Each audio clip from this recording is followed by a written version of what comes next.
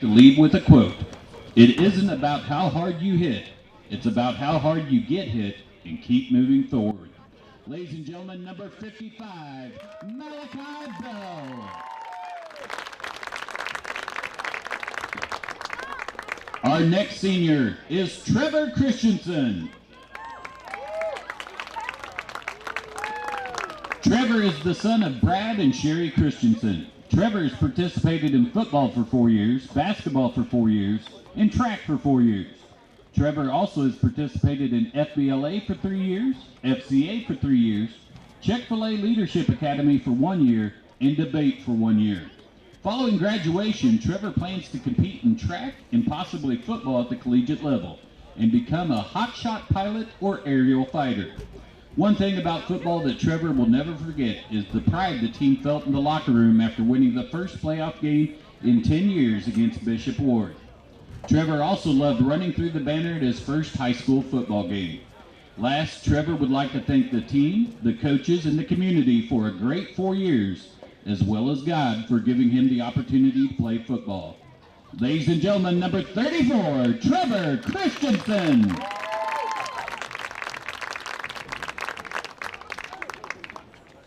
Our next senior is our manager, Jet Pinnell. Jet is the son of Leanne and Mark Cusimano. Jet has participated in football for 3 years, basketball for 4 years, and baseball for 4 years, FBLA for 2 years, and Chick-fil-A Leadership Academy for 1 year. Following graduation, Jet plans to attend Hutchinson Community College and manage the football program.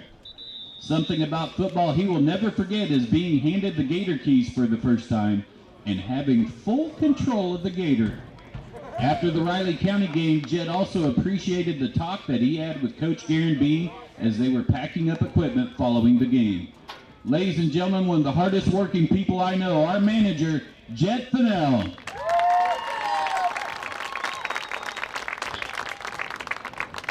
Our next senior is Brandon Craneville. Brandon is the son of Sean and Kristen Craneville.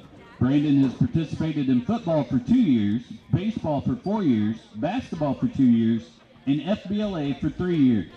Following graduation, Brandon will pursue either becoming an astronaut or a nuclear engineer. Brandon will always remember messing around with Coach Spiller at practice every day. One piece of advice Brandon would like to leave with the underclassmen: go out and try new things. Ladies and gentlemen, number 3, Brandon B.K. Craneville.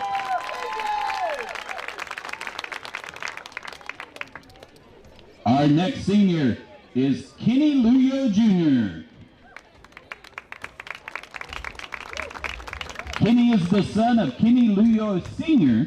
Kenny has participated in football for 3 years and in wrestling for 2 years.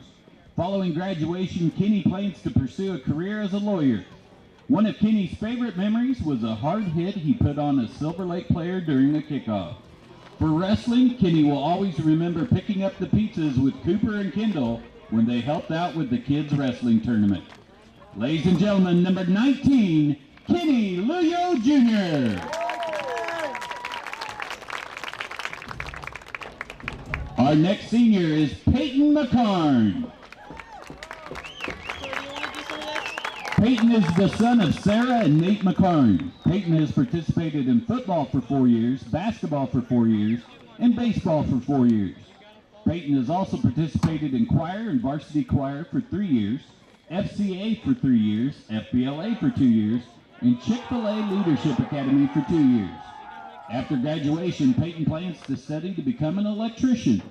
Something about football Peyton will never forget is the locker room dance parties with the boys. Other favorite memories for Peyton include upsetting Hayden his sophomore year and getting hyped up with the other linebackers before every game. Ladies and gentlemen, number 12, Peyton McCarn.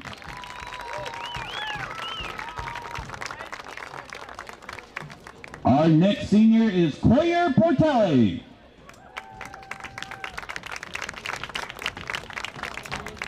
Coyer is the son of Sal and Kristen Portelli. Coyer has participated in football for 1 year, track for 3 years, and basketball for 2 years. Following graduation, Coyer plans to study to become a firefighter. Coyer will never forget all of his friends he has made over the last few years, including during his crazy 7th grade basketball season. Ladies and gentlemen, number 11, Coyer Portelli.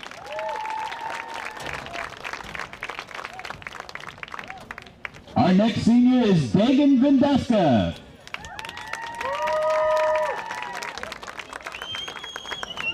Dagan is the son of Andy and Misty Vindeska.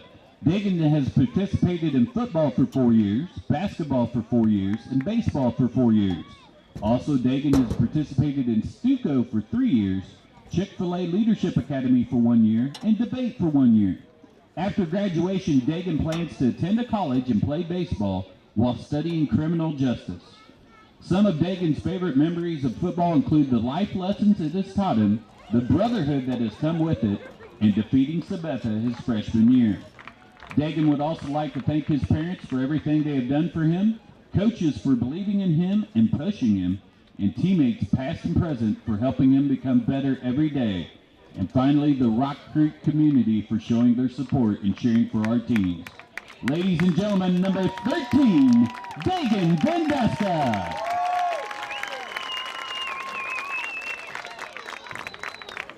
We have 2 seniors that have participated on the football as well as the trap team. Our first is senior Hunter Prakash. Hunter is the son of Scott and Jennifer Prakash. Hunter has participated in football for 4 years, baseball for 4 years, trap for 4 years, FFA for 4 years, and FBLA for 4 years. Following graduation, Hunter plans to attend Kansas State University and study management information systems and shoot on the shotgun team. Some of his favorite football memories include the bus ride home after games and winning a regional playoff game. For trap, Hunter's favorite memories are winning the KTA State Singles Championship, Team State Championship, and taking 2nd place as a team at Nationals all in the same year, as well as hanging out with his friends at practice and at tournaments. Ladies and gentlemen, number 17, Hunter Prakash.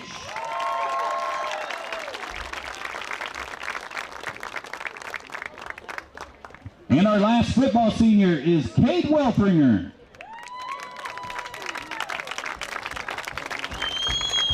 Cade is the son of Michael and Megan Welfringer. Cade has participated in football for 4 years, baseball for 3 years, basketball for 3 years, and trap for 4 years. Following graduation, Cade plans to join the union to become a lineman. Something about football that Cade will never forget is being in the locker room after a big win and listening to Malachi's laugh during drills and practice.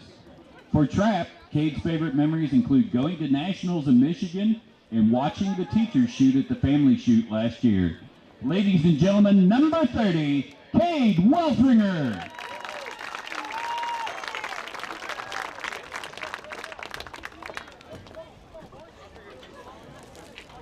Football seniors, you've got some work to do tonight, so we will dismiss you to the locker room. How about a round of applause for our football seniors, ladies and gentlemen?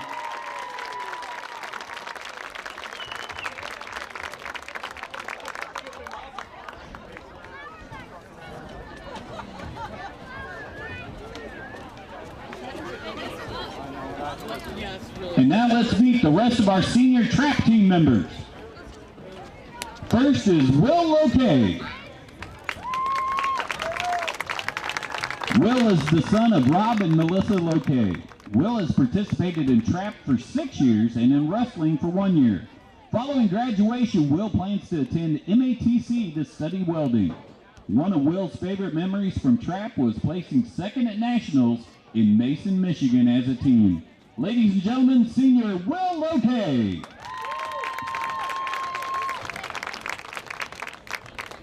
Our next senior is Casey McCarn. Casey is the son of Nate and Sarah McCarn. Casey has participated in trap for 2 years, in baseball for 3 years, and in football for 1 year, 4-H for 5 years, FCA for 3 years, and FFA for 1 year. After graduation, Casey plans to become a lineman. Casey will never forget carpooling with Henry and Cole to trap. Another favorite memory was when he shot 25 out of 25 before Henry did. Ladies and gentlemen, senior Casey McCarn.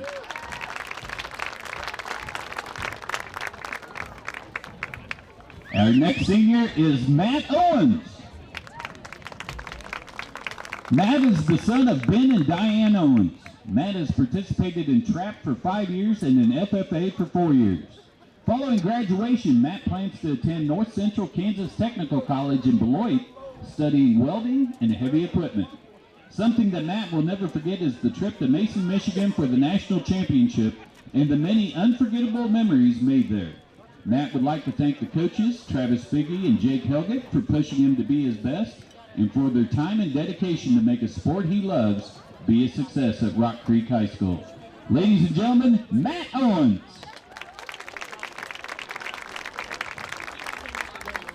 Our last trap senior is Henry Rottinghouse. Henry is the son of Frank and Amanda Rottinghouse. Henry has participated in trap for 4 years, track for 4 years, football for 1 year, Chick-fil-A Leadership Academy for 1 year, and in forensics for 1 year. Following graduation, Henry plans to go to college to study graphic design. One of Henry's favorite memories was hanging out with the guys and making Casey do knuckle push-ups. Henry will miss the carpool rides with the trap team every week. Ladies and gentlemen, senior Henry Rottinghouse.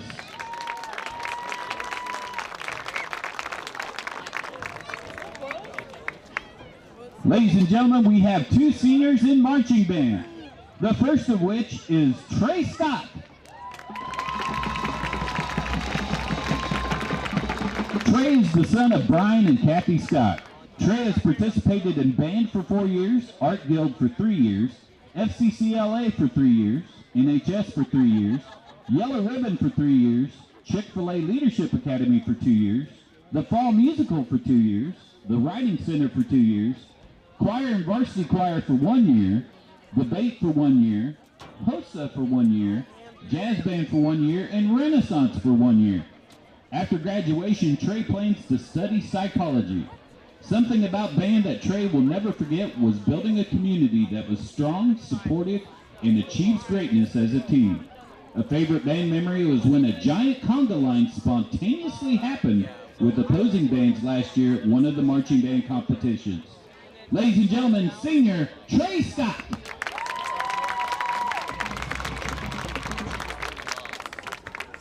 Our second band senior is Haken Harris.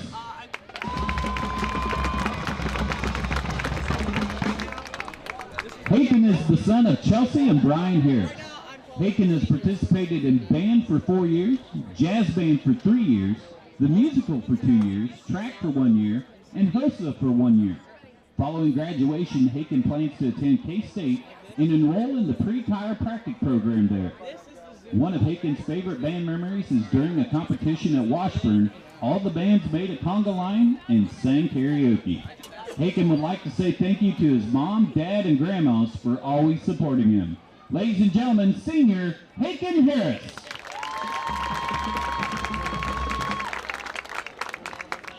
And finally tonight for our senior night, we have 3 cheerleaders. Our first senior cheerleader is Haley Lindsay.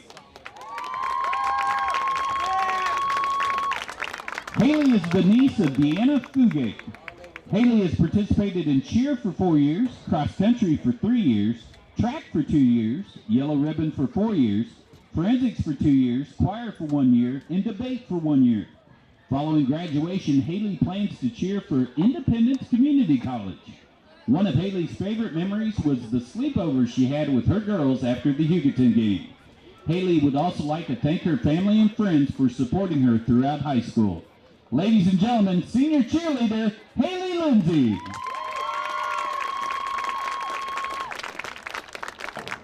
Our second senior we'd like to recognize tonight is Kara Nippert. Kara is currently preparing for the 4A State Regional Cross Country Competition in Wichita, and she is the daughter of Anna and Jesse Nippert. She has participated in cross country for 4 years, cheer for 4 years, and track for 4 years. In addition, Kara has participated in varsity choir for 4 years, yellow ribbon for 4 years, Environmental Club for 3 years, National Honor Society for 3 years, Chick-fil-A Leadership Academy for 1 year, FCCLA for 1 year, and HOSA for 1 year. After graduation, Kira plans to attend a 4-year university and major in exercise science with a pre-physician's assistant pathway. One thing she will always remember about Cheer is driving all the way back from Hugoton to then get on a bus to drive to McPherson for sub-state basketball. Ladies and gentlemen, senior Kira Deppert.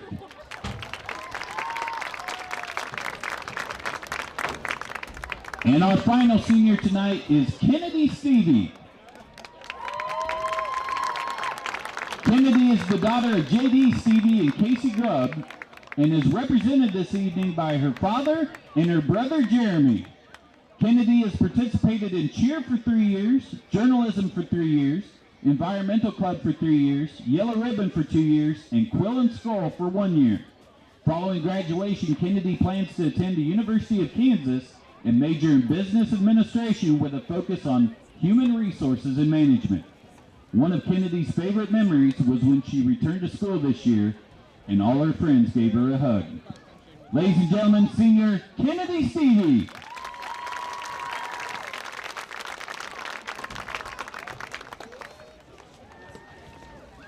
Ladies and gentlemen, thank you so much to our seniors.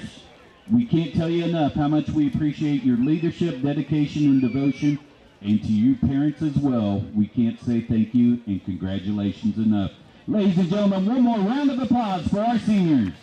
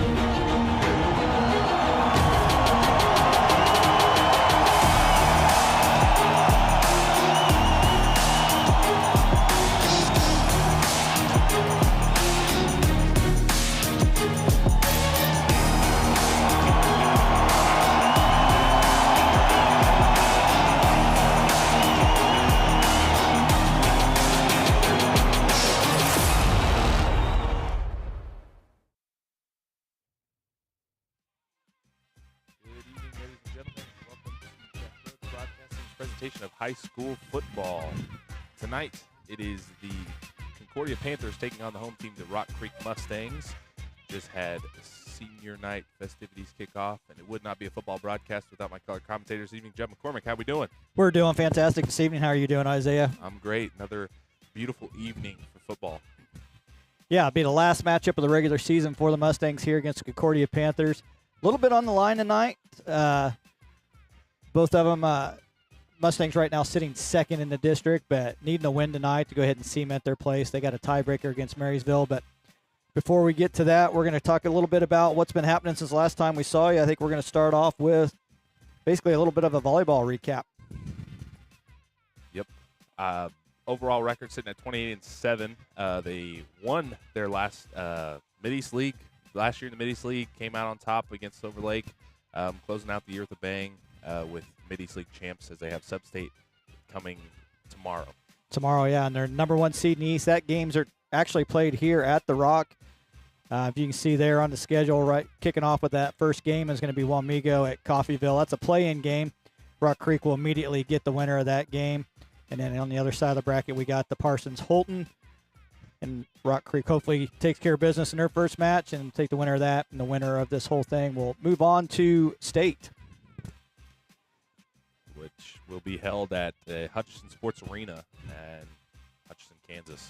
Yeah, that'll be next Friday and Saturday, 27 to 28, down at the Hutch Community College. So hopefully everybody can come out tomorrow and watch the Mustangs play, get a couple wins there, and move on to state. After that, we'll be going into a little bit of cross country. Last week, the Rock Creek Mustangs ran at the Mid-East League cross country. As you can see your results there for the boys and the girls. Simeon Bullen finishing third, Aiden Hunter finishing fourth, David Wilkinson seventh, Trent Buckman, your seniors, 17th, Mason Bergeron, sophomore, 18th, Cooper Mallory, sophomore, 24th, and Dylan Nelson, freshman, 25th. That's important for the boys. Top 7 runners actually all go towards the league results. Boys finished third in the league. Then with the girls. The girls, Livia Nippert, freshman, second, Lucia Nippert, freshman, third, Kyra Nippert, senior, 6th, and Riley Freese, freshman, 18th. So well showing for both teams.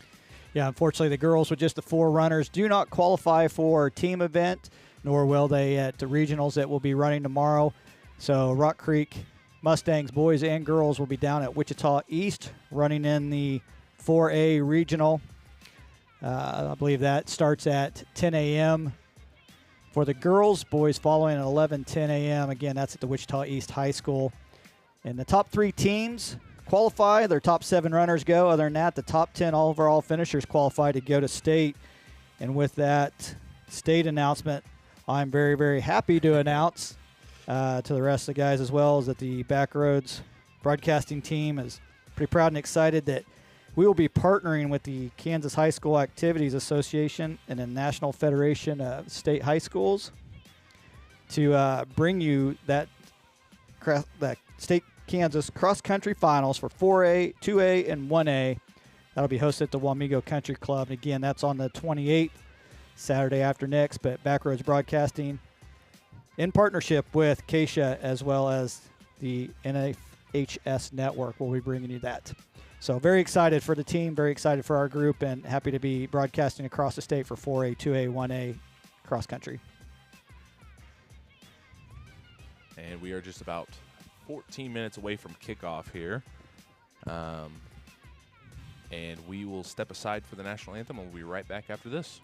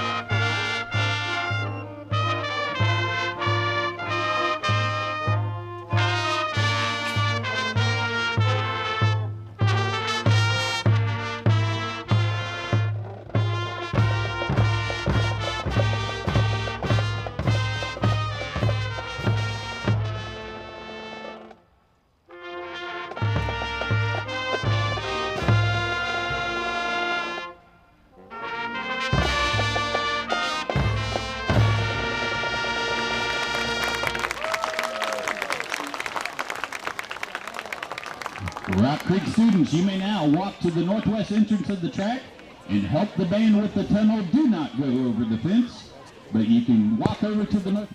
Alrighty, welcome back to the pregame show here on Backroad Broadcasting. We are just moments away here from kickoff. But before we get started, we're going to recap some scores from the Mustangs as they were in action last week against Clay Center.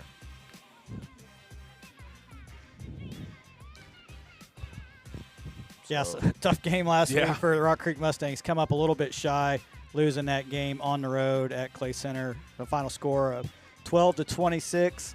That was basically going to be for first place in District 5. Last couple years, it's come down to these two teams. Clay Center this year got the better of the Mustangs. Tough game for the Mustangs. Turnovers was the key to that. Mustangs with 3 turnovers, hard to overcome those. Clay Center took advantage of the miscues by the Mustangs. But Gavin Rosa finished 8 for 18 with 153 yards and a touchdown, but he had 2 picks. Mac Lee was 7 for 9 for 41 yards, no touchdowns. Running game, a little bit of a struggle again. Becker 9 carries for 23 yards. Mac Lee 7 carries, 11 yards. A couple others with a few yards here and there. So kind of the same struggle the Mustangs have had most of the year is really getting that running game going and getting it underway. So right now the Mustangs are technically, according to Keisha, sitting 3rd in District 5, but really they're tied with Marysville Bulldogs, have the tiebreaker over the Bulldogs. So regardless of tonight's outcome, Mustangs will finish 2nd in District 5. But, of course, they want to win on a high note. Nobody wants to get another loss going into playoffs, so they want to make sure they take care of business tonight. So, one thing that I could say about this team that we've seen throughout the years, just commentating on them, but they bounce back well after losses like that. I think a loss, especially like that, a close district game, leaves a sour taste in your mouth, so I think we'll see a different Mustang team here tonight. Yeah, I'd imagine so. We talked about it most of the year. Taking care of the football is kind of a key thing, and unfortunately they just struggled with that last week. But I think you'll come back, and I think you'll see them really taking care of the football tonight and do what they need to do. So like I said, Mustangs currently sitting 2nd in District 5. Clay Center is going to finish 1st in District 5. Marysville Bulldogs playing Clay Center tonight. Most likely Clay Center will win that game. Marysville finished 3rd. And, of course, Mustangs want to get a win tonight, go 3-1 to district, and put Concordia down in that 4th place. So top 4 go on to the playoffs. Hiawatha will be going home early. Tonight they'll be playing their last game. So, and a bad week for them, playing their last game against Topeka Hayden, who's pretty much the powerhouse on the east side of the bracket. They're undefeated. They're probably my pick to go all the way through and make it to state. I guess the big thing to talk about is the streak is over for Andale. Finished at 58 games, but they lost to Cheney last week in overtime. I believe 36-30 was that final score. And that very well could be a preview of what we could see later on in the year as well. I think those two teams are too good not to play each other again, so we'll see if the stars align. Yeah, it's going to be real tough for the Mustangs. I mean, like I said, tonight they'll try to take care of business here, finish up 2nd in the district, and they'll end up, they can do that, taking on the winner of Chapman or Clearwater in the first round of the playoffs, which will be the District 6, number 3. Sorry, that was tough to say. District 6, number 3. But then it doesn't get any better after that. If you take on the number 3 team out of District 6, then pretty much after that, you're probably looking at Wichita Collegiate in a round after that. And then another early matchup potentially down the road with Andale because of that loss. Andale will finish 2nd in District 7. So I had said earlier in the year that maybe it wouldn't be a horrible thing if we finished 2nd in the district. I thought there might be a potential of Cheney to beat Andale. I was still a little shocked by it. I think everybody is, until the streak ends, how it's going to go down. But I remember I was just saying before the broadcast started, I was like, I wish I had a way to watch that game. I watched the highlight of the touchdown, 36-30 in overtime. It was crazy. I mean, I didn't see it coming. I don't think a lot of people did. But like I said, we'll probably see that matchup again later on. Yeah, I imagine so. I would imagine that Cheney Andale ends up being the sub-state game on that side of the bracket, with the winner probably going to Hayden after that. We are about 7 minutes and 30 seconds away from kickoff. We'll take a short intermission, and we'll be right back with our pregame show here on Backroads Broadcasting.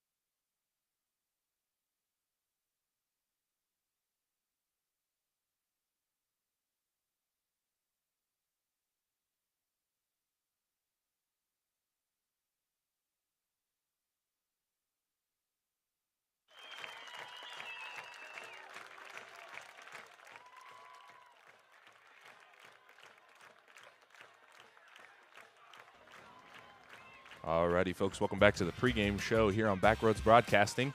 Mustangs just took the field as we are about 6 minutes away from kickoff. Yeah, so matchup tonight against Concordia Panthers. They're coming into this game. They're 2-5, and their overall record 1-3 on the road. Wins against Hiawatha at Hiawatha and picked up a win last week against Beloit. Beloit used to be a very, very good 3A team. Maybe struggling a little bit this year, but again, 2-5 overall record, 1-3 on the road, and it's not a guaranteed victory, and the Mustangs shouldn't be treating it as a guaranteed victory. There are some athletes on Concordia's side. They've had some lopsided victories, but I don't think at this point in time they're overlooking anybody. At least the coaches aren't, and make sure the players go. So with that, I think we should get to this week's Backroads Route to Victory.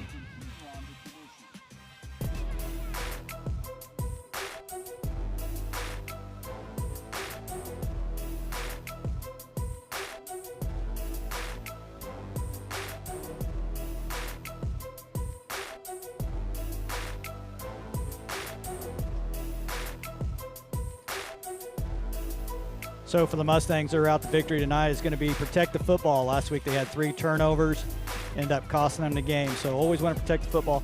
Stop the run. Concordia Panthers are a run-heavy team. They've only tipped it about 27 passes this week, and then stay focused. Last game of the year, want to make sure you're paying attention. And for the Panthers, it'll be push the line of scrimmage. You know, make it a physical game.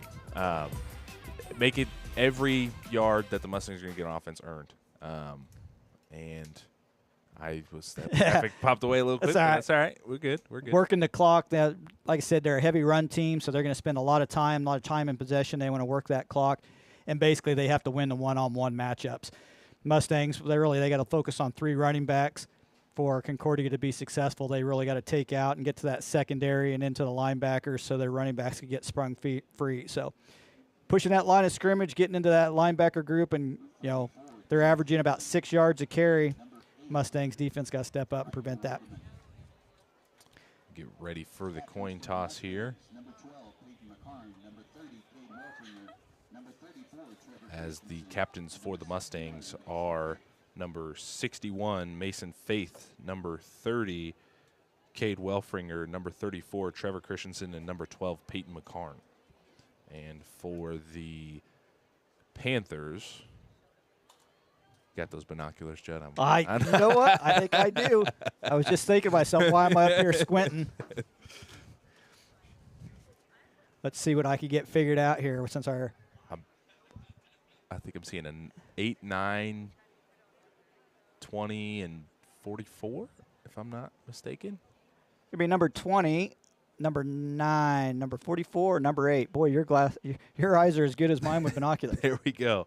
So that'll be number 8, Riker Wildeman, number 44, Dane Cleveland, number 9, Caleb Hansen, and number 20, Dustin Sterrett for the Panthers. Big shouts to Cody Liming down there on the field for us. I'll show you guys this and I'll turn you loose. I'll keep those binoculars out for later.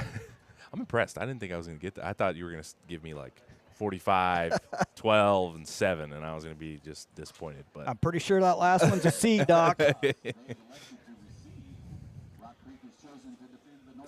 So Panthers elected to receive as they will get the ball first. And we're just 2 minutes away here from kickoff here in Flush, America. Yeah, so I want to thank everybody again for tuning in on both YouTube and Facebook. Once again, we're always happy to have everybody join us on a Friday Night Lights, watching Mustang football against the Concordia Panthers. And again, we're extremely excited to be working with Keisha and the National Federation of American High Schools Network to present the state cross country a week from tomorrow. So that'll be a good deal.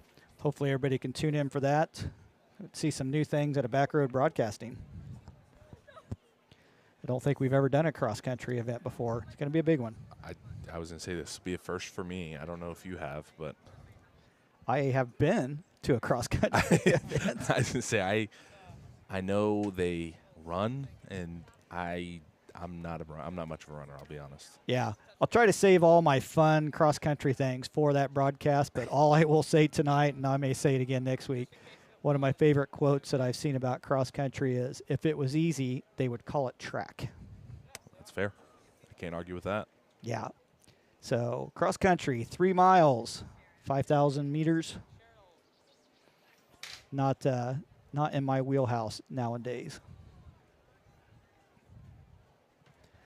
So again tonight, look for a run-heavy offense out of the Concordia Panthers. They got 3 running backs that they could turn to. Number 24, Eichmann, leading rusher on the year, 620 yards, 5 touchdowns. Number 25, Sterrett, second leading rusher, 261 yards, 4 touchdowns. And then number 21, the freshman, Blocklinger, with 226 yards and 4 touchdowns. So those 3 guys are going to be basically carrying the workload for the Panthers tonight. Again, they've only attempted, I believe, somewhere in the neighborhood of 27 passes coming into tonight's game. So Back deep for the Panthers, number 5, Cade Gropp, and number 21, Drake Blockchingler. I think I said that right. I went with Blocklinger. Blocklinger. Yep. There we go. That rolls off the tongue a little better. Yeah. And of course, we have folks listening in, so if we mispronounce a name, by all means, let us know. We are not paid professionals.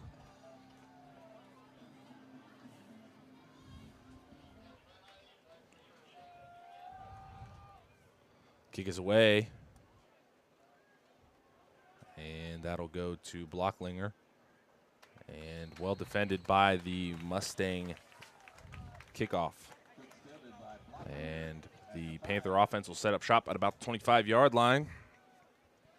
And we'll get a first look at this Mustang defense here tonight. Yeah, so like I say, keep an eye on number 24, 21, 25. Be your primary workhorses. And, of course, number 77, Murdoch, and number 55. What do we decide down that? Bimes? Yep. They'll be looking to control that line of scrimmage and letting their running backs free up. One receiver at the bottom of your screen. Gives up the middle to number 24. Big hole, still on his feet, crossing midfield. Nice run there by Mason Eichmann. How about that for a first play? Yeah, not totally unexpected. Like I said, keep an eye on those guys. They have talent. Very first carry of the game goes for 27 yards. So they're going to run some misdirections. They're going to try to get the Mustang defense speed going downhill, going the wrong way. Like I said, they're going to see some misdirections with 24, 25, 21. Currently their quarterback. He can keep that ball and run it as well. So I don't expect to see a lot of passing, but I expect to see a lot of that all night, controlling the clock, controlling the line of scrimmage. Brees, the receiver at the bottom of your screen. Blocklinger under center. Give his back to Eichmann. I think the ball's on the ground. Mustangs are signaling that they received it, waiting for an official. And that is recovered by number 61 of the Mustangs, Mason Faith, on the fumble recovery. That was something we saw last time we were in action here, as the Mustang defense had the scoop and score for their first points of the game against Hiawatha. So this potent defense still potent. Yeah, they're going to have to win over the turnover game tonight. You don't want to turn it over yourself, obviously, if you're the Mustangs, 3 of them last week. But, you know, they had some big wins there in the middle of the season, and most of those were happening because the defense was winning a turnover battle. And they're going to have to keep doing that against a very good running Concordia team. 2 receivers at the top of your screen, 1 at the bottom of your screen. That's Venduska. Shotgun format now for Mac Lee and company. Motion man is Venduska. He'll get the call up the left side. Nowhere to go. Well defended by the Panther front line.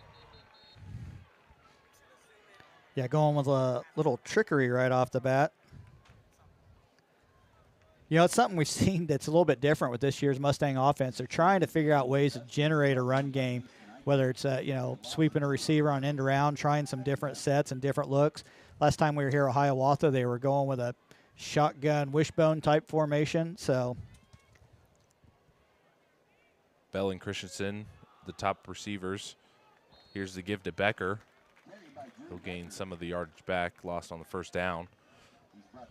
Bring up 3rd manageable for the Mustangs. Yeah, that was a good run by Becker. You know, he hasn't been getting a lot of yards, but when he's used, he's been averaging about 3.5, 4 yards a carry. So not quite the workhorse that we'd seen in the past. Bunch receivers far side for the Mustangs. Christensen in motion. MacLeaf fires to his right side. He finds Bell. Bell makes a move. Nice cut. And he'll have the first down. Nice catch and run by number 1, Elijah Bell. Yeah, good 18-yard pickup there. It's just a simple out pattern. Bell made the first move. And, you know, I talked about Concordia's got to win those one-on-one matchups. And right there, Bell had a one-on-one. And he won that matchup and picked up about another 8 yards after the catch. It's got to be a nice target there for MacLeaf, 6'3", Elijah Bell. Man in motion's Christensen. Here's Lee, drops back to pass, looking right, fires deep downfield. He's got Cranebill. He's got the catch. He's in for 6. Brandon Cranebill, the senior, strikes first for the Mustangs. Yeah, nice, easy pass. Great touch right over BK's shoulder. 39-yard touchdown pass, put the Mustangs on the board. So defense did its job. Offense comes right back out. Got stopped on the first one, but 2-3 plays later, they're in the end zone, taking a 6-0 lead. And that'll bring on Jackson Pendel for the extra point.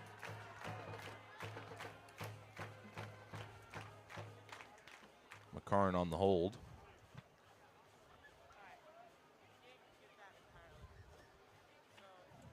That'll make it 6-0, 9:30 remaining here, first quarter. Spiller is going to get talked to by the coach when he comes back in, not being ready for special teams. And kick is up. It's good. So 7-0, your new score here, first quarter. Well put together drive for the Mustangs there. Yeah, and really, you know, they kind of got, for lack of a better term, punched in the face on the very first play by the Panthers, but they responded nicely, and the offense came out and did what they were going to do, and kind of what we expected. You know, Concordia's given up a lot of yardage and a lot of touchdowns this year, and one thing to keep their best defensive players out of it is simply not run into them, but throw it over them. And we've seen that play a time or two up here in the booth. Down the sideline, one-on-one coverage, bomb into the end zone. Yeah, we've been talking about it all year. With the speed and size the Mustangs have, I've been really shocked we haven't seen more go patterns or seam patterns. But, yeah, that's all that was. That was just a straight go pattern by BK, and he got his man beat. And good job by Mac Lee. I mean, he just perfectly, great touch, dropped that pass right over the shoulder, in stride. I mean, all BK had to do was not drop it, and he was going to have a touchdown. Gropp and Blocklinger back deep for the Panthers. Pendel set to get Kings kicked away.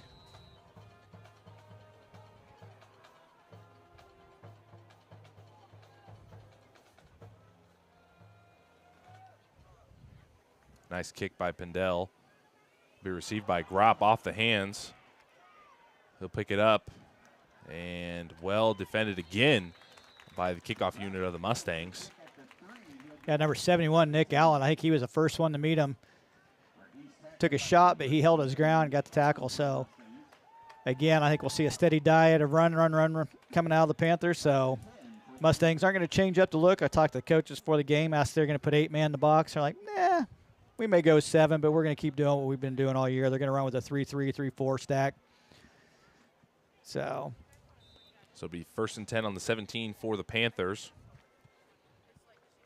Here's Blocklinger under center, joined by 2 backs in the backfield. Set, outside handoff. That'll be number 24, Eichmann, again on the carry. Yeah, I picked up just about 4 yards, just shy of 5 yards on that. Again, Panthers averaging about 6.2 yards per carry on the season, so it has been their bread and butter. Not a great offense to have if you're down in the game, so the Mustangs want to get them down and keep them down because they really don't have a passing attack to try to get quick strikes back in it. Spiller on the stop on that last play for the Mustangs. They'll bring up 2nd and 7 now for the Panthers. One receiver at the top of your screen. That's Peyton Brees. Here's Blocklinger under center again. Give back to Eichmann, this time up the right side. Be met by a host of Mustangs. But it'll bring up 3rd and short now for the Panthers.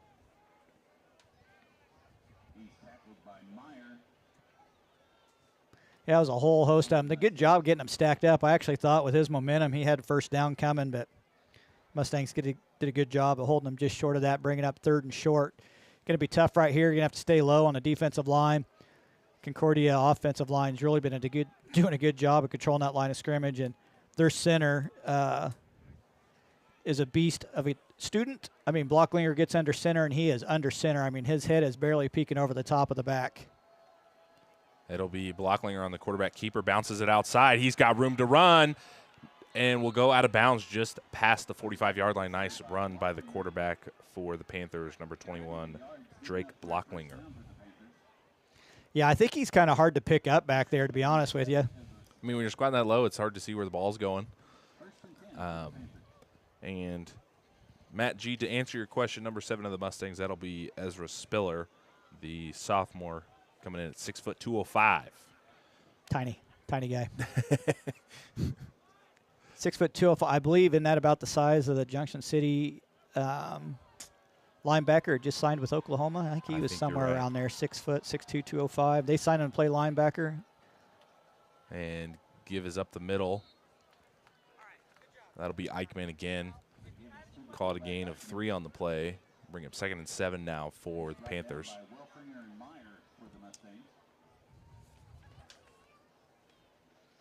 Yeah, so I believe it's number 55, Bimes, that's playing center there. They're pretty much keying off of him. He is a very large fellow, and he's opening up holes. So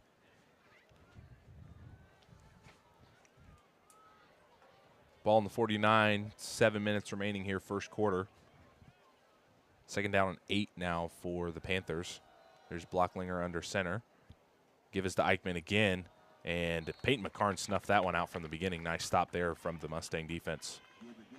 yeah, Mustangs had a hard time getting in the backfield at that point in time. McCarn was in the backfield. He did. He read that. He shot the gap and made the right play, right call. Bringing up a long 3 and 7 for the Panthers. 6:30 remaining here, first quarter. Peyton Brees, the receiver at the bottom of your screen. Lingler under center.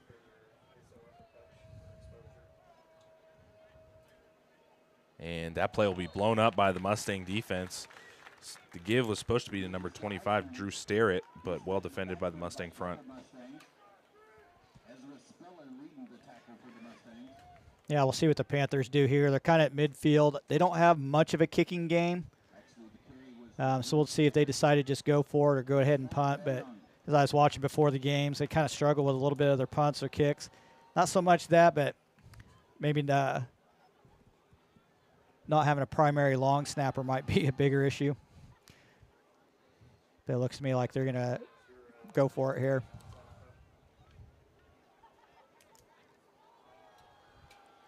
Blocklinger under center. That is an offside right there. And flag on the play. Now it looks like they got a timeout call before that went out.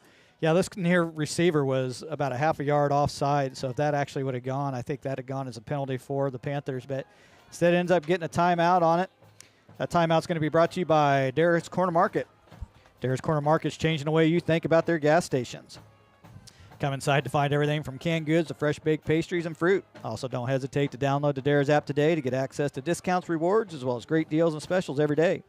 Serving 7 convenient locations in the Manhattan and St. George area, Darris Corner Market's more than just your neighborhood gas station. Man, I tell you what, I woke up today, I realized we had the broadcast game day, and I was like, but I was forgetting something. It was my annual Darris stop before the broadcast, so. It has become a tradition and a maintenance. Yes. Not only for us here at the booth, but I believe, Cody Liming down on the field, our camera operator, and Cody Liming, one of our producers. I believe it's ritual for all of us at this point. Well, they don't call them convenience stores for anything. It is convenient and on the way. Amen. So 5:30 remaining here, first quarter, 7-0, your new score. 4th and 10 now for the Panthers, and looks like they're in punt formation here. Let's keep an eye on the snap. Long snapper struggled a little bit in pregame, but looks like you got a good one there. Nice Panther bounce. And Mustangs will set up shop at about the 21-yard line. Yeah, about a 39-yard punt. Wasn't very high, not a lot of hang time, but did the job. Got the Mustangs pushed back a little bit further into their own side. They'll take over 1st and 10 on about the 21. And that punt was by number 63 of the Panthers, J.J. Riley. Some updates and scores as it's playoff time in football in Kansas. And we'll try and give you those So 2 receivers at the top of your screen, 1 at the bottom of your screen. That's Elijah Bell. Empty backfield for Lee. And he rolls to his right. He's going to keep it, makes a move. And he'll be brought down just past the 30-yard line. And I believe that'll be good enough for a first down. We'll wait to see where they mark it. But a nice run altogether by Mac Lee. yardage good enough for a Mustang. First down. It looks like he was right at about the 10-yard. Always good. I'm sure he wasn't looking for it at that point in time. He was just trying to get as much as he could, but good run by Lee there. And here's Becker, bounces it outside. He's met by number 24, Eichmann of the Panther defense. Well defended. That's Mason Eichmann on the stop. No gain on the play. It'll be ruled a no gain. 2nd and 10 coming up for the Mustangs now. Yeah, hard to try to get to the edge on the short side of the field. I've never been a fan of that. Even when the Wildcats used to do it for K-State and they'd run the option, even back with Bishop and Roberson, running an option of the short side of the field or trying to get to the corner on the short side of the field, even particularly harder in high school football where those hash marks are a little bit wider. Cranbill, the receiver at the bottom of your screen. Option now for Mac Lee and Drew Becker. Mac Lee keeps it over the middle, cuts back left. He's got room past the 50, 45-40, and he'll be out of bounds well past the 30-yard line. Nice run there by Mac Lee. Yeah, nice 40-yard scramble when he had that cutback. Thought there might be a chance for him to go all the way. There was a lot of open field on this side, so the Panthers really had to chase him down from the backside, but he went from the 30 to the 30. If I do my math right, 10, 20, 30, 40-yard pickup. There we go. That'll bring up first down for the Mustangs. Ball on the 28-yard line. Well into Panthers territory. Empty backfield now for Lee. Drops back to pass, looking right, fires. Pass is incomplete. It's intended for, I believe that's Venduska. Yeah, it was Venduska there, and it just, as my coach used to say, when I drop a pass, hit me in a bad spot, right in the hands. But now it was a little bit low, kind of got into his body a little bit, didn't have a chance to get his hands out in front on the end pattern, and unfortunate, but there is a flag on the field. Waiting for the initial signal. Oh, it's going to be an illegal, what I used to call a chop block. Now I think they just called a block below the waist. That's a 15-yarder, I think. It's going to be 10-yard from the line of scrimmage. So offensive lineman was already engaged with a defensive lineman when another offensive lineman came and hit him below the waist. Bring up first and long now for the Mustangs. One receiver at the top of your screen, that's Venduska. Cranbill and Christensen and Bell at the bottom of your screen. Becker joins Lee in the backfield.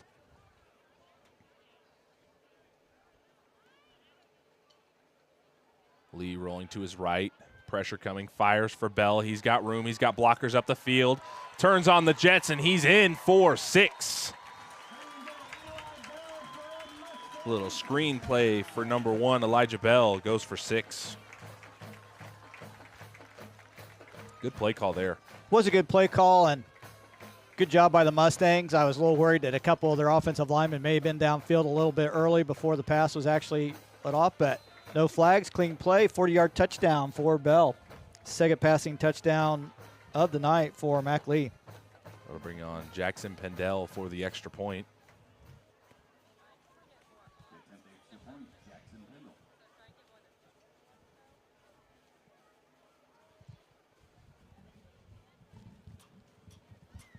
And kick is up, and it is good.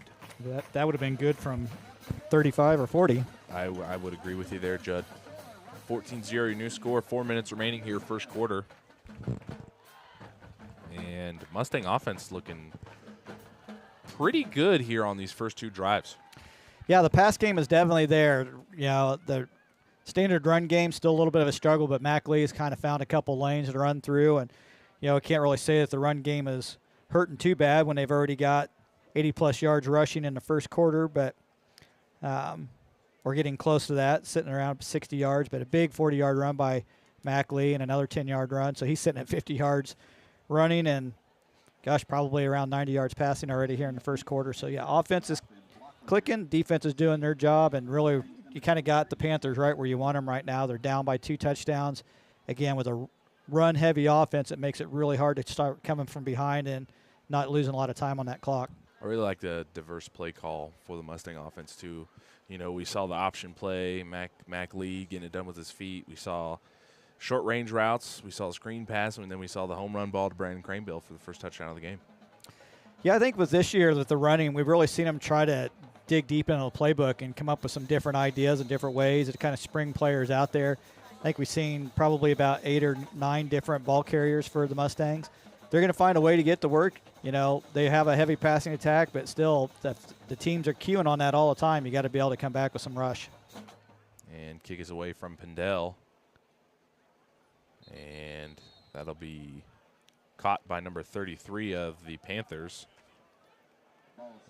That is Brayton Hake on the reception. Fair catch, I want to say. So, but I don't know if you could do a fair catch on a kickoff. You could do a fair catch on the kickoff, but generally the person that's signaling fair catch should be the one that catches the ball, but that's not who just caught the ball now. So I was a little confused by that. But, yeah, you could signal fair catch. You could get the ball right where it happens. But, yeah, number 33 kind of backed in and took that catch away from the person that's signaling fair catch. But they were awarded fair catch anyways at that point in time. Classic baseball. I got it. Yep. So that'll bring up 1st and 10 on the 19 for the Panthers. Blocklingler under center. And we're going to have a fumbled snap on the play. That'll bring up 2nd down now for the Panthers. Yeah, it's got to be real hard to keep an eye on Blocklinger when he's under center like that to see what direction he goes. You really got to kind of key on the running back. So linebackers are going to pretty much be assigned one-on-one to the running backs, and they're going to stay focused on that. That's going to kind of leave that safety area there really to kind of key on number 21 if he's running an option. Yep. I was going to say one of these keys of the defense just got to be stick to your assignments, you know, not get mixed up in all the motion and commotion that's going on in the backfield. And the Mustangs did a good job of that tonight. Yeah, stick to the assignments. And, again, that's what the Panthers have to do is get these one-on-one matchups and beat them. But other than the first carry of the game, the Mustangs have done a really, really good job of finding the ball. And here's the give to number 20 of the Panthers. That is Dustin Starrett. And he'll be pushed out of bounds right by the 1st down marker. Call it no gain, maybe loss of 1 here on 2nd down. Or 3rd down, excuse me. Yeah, and I think that was Vendeska really come up from that safety position. Again, you know, he's already starting out about 12 yards off the ball, but he knows who his man is, and he has to key off of that. So he came on strong and actually picked up that 3rd back coming out and got him to the out of bounds before he could ever pick up a yard. So Vendeska covered a lot of ground really quickly on that to get him pushed out. 2:44 remaining here in the first quarter. Peyton Brees, the receiver at the bottom of your screen. Here's Blocklingler under center, rolls to his left, pressure coming, cuts back, crosses the 20, the 25, and puts his head down. He'll get to the 30-yard line. Nice run there by the quarterback of the Panthers, Drake Blocklingler. Yeah, good job there, knowing where he had to get to in the 1st down. Kind of a unusual look that we've seen out of them tonight, and maybe not unusual for the Panthers that follow them all season, but in the shotgun there, running your quarterback on a quarterback keep to the left side out of shotgun. On a 3rd and 10, but picked up about 12 yards in the 1st down, so good run there. And people look at the score of the game. If you're just joining us, 14-0, 2:12 here, remaining first quarter. And for the Panthers, their first offensive drives haven't looked terrible. They've advanced the ball pretty well. Yeah, I mean, it's going to be hard to keep this running game under control on every single series that they have. They're just too good at that. But something I just noticed to kind of keep an eye on, and maybe it's no big deal this late in the year, but that carry is number 24. Is that Eichmann? Yep. Every single play, Blocklinger is running to the sideline to get the play. So the quarterback is running clear over the sideline, getting the play, running clear back out, giving the play. I guess that's good that they're in high school and they're in shape. But I would be wore out just from running over and getting the play on every single play. But I've just noticed that here on this series that every single play, number 21 Blocklinger is getting over to the sideline, and which is a little surprising to me as well, too, because all the offensive players have the wristbands. So, you know, just a name or a color and a number, you'd be able to get that to the huddle. But old school, I'm a fan. I'm a fan. Yeah, old school. Must be a little concerned about Mustangs picking up on any kind of plays or any kind of signal or anything like that. But that was a tough 3rd and 9 run there by, is that Blocklinger again coming out of the shotgun, but met right at the line of scrimmage. Maybe lost that half a yard they had. And on the stop, Peyton McCarn, Ezra Spiller, Mason Faith, you know, front three of the Mustangs playing well tonight. Yeah, so this is going to be even harder because they're going to be using a lot of play clock. When you're running over the sideline every single time, it's going to be hard just to get a snap off within about 20 seconds every play. 2 receivers split either side, or at the bottom of your screen, excuse me. And he's got a man deep. Rolls to his right, and he'll be tackled at the first down marker. To what you said there, Judd, yeah, he did have a man downfield. I believe that was number 5 for the Panthers, Cade Gropp. Yeah, Mendeska kind of bid on that first ball fake. He did a fake, and Mendeska was coming up for the pick and didn't end up throwing it, and Glopp was going up the sideline. He just didn't have the arm or didn't have the angle or maybe didn't see him as he was scrambling, but that'll bring the end of the first quarter. 14-0 your score. This break in the action is brought to you by Farmers State Bank, your full-service bank with over 100 years of community banking service. Founded in 1898 in Westmoreland with branches in Onega and Manhattan, Farmers State Bank provides a variety of personal and business services, including checking, savings, and IRA accounts. Students can earn cash for good grades with their Books and Bucks checking account. To learn more, visit any of their 3 locations or visit them online at bankwithfarmers.com. Member FDIC and equal housing lender. Man, that first quarter flew by. Yeah, it really did, and I kind of expected that again with, I think the Mustangs, if we look at the time possession, in 12 minutes, the Panthers probably had the ball for 10 of those 12 minutes. The Mustangs probably only had it for 2, but they wasted no time to score their touchdowns, and, about 30, 35 seconds of that play clock's getting used on every single Concordia play right now. And, Blocklinger, again, like I said, granted we're in the last regular game of the season, so maybe he's used to running over there all the time and he's in shape to do it, but that just seems like a lot of additional motion to have your quarterback to be doing in every single game. Just getting him ready for basketball season. Back in my day we were old school too, but really what we tried to do is we would roll out an end, everyone, or backup running back or whatever would run the play in and give it, so our quarterback didn't have to run over every single time. So Panthers in punt formation here. And one of the things we talked about on the Backroads Route to Victory, Panthers coming with that run-heavy offense. And one of the things that can do to a defense is kind of wear them down. As the punt's received by Christensen, he's got room to run up the left side, and he'll be shoved out of bounds at about the 40-yard line. But to go back to what I was saying is, that can wear down your defense. It's run, heavy on your front line, heavy on the linebackers and everything like that. But the Mustangs have answered the call well tonight. Yeah, and we'll see if the offensive line keeps doing what they've been doing. We have several offensive linemen that play both offense and defense, and it's going to be hard, going up against number 55 Vimes all the time. He's going to be a load to push when you're on the offensive side, and he's going to be a hard man to get past on the defensive side. So Malachi Bell's really probably Drew, one of the toughest players he's going to have all year to block. Here's the give up the middle to Becker. Not much running room there. Well defended by the Panthers. I'll bring up 2nd and 10 now for the Mustangs. Yeah, probably never guess who for the Panthers clogged that hole up. Ooh. Let me guess, Vimes? Yeah. I figured. It's done both ends, man. Yeah, Bell did a pretty good job. He got him pushed to the right side and sealed out, but they shot a gap coming in and got Becker from the other side. So even when they kind of got him sealed off right, the slant by the defensive line, they do that a lot. Here's Lee rolling to his right, fires for the sideline. That's caught.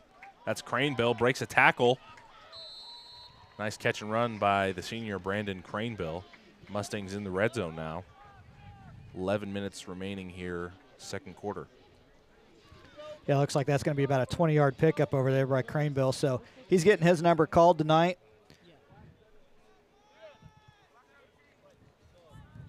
He's got a 20-yard catch and a 39-yard catch for a touchdown. So 2 catches, 59 yards, not a bad start. Christensen, the motion man. 3 receivers far side. Bell all alone on the left. Fires over the middle, just outside the reach of Vanduska. And that would have been good for 6, just a little high. That'll bring up 2nd and 10 now for the Mustangs.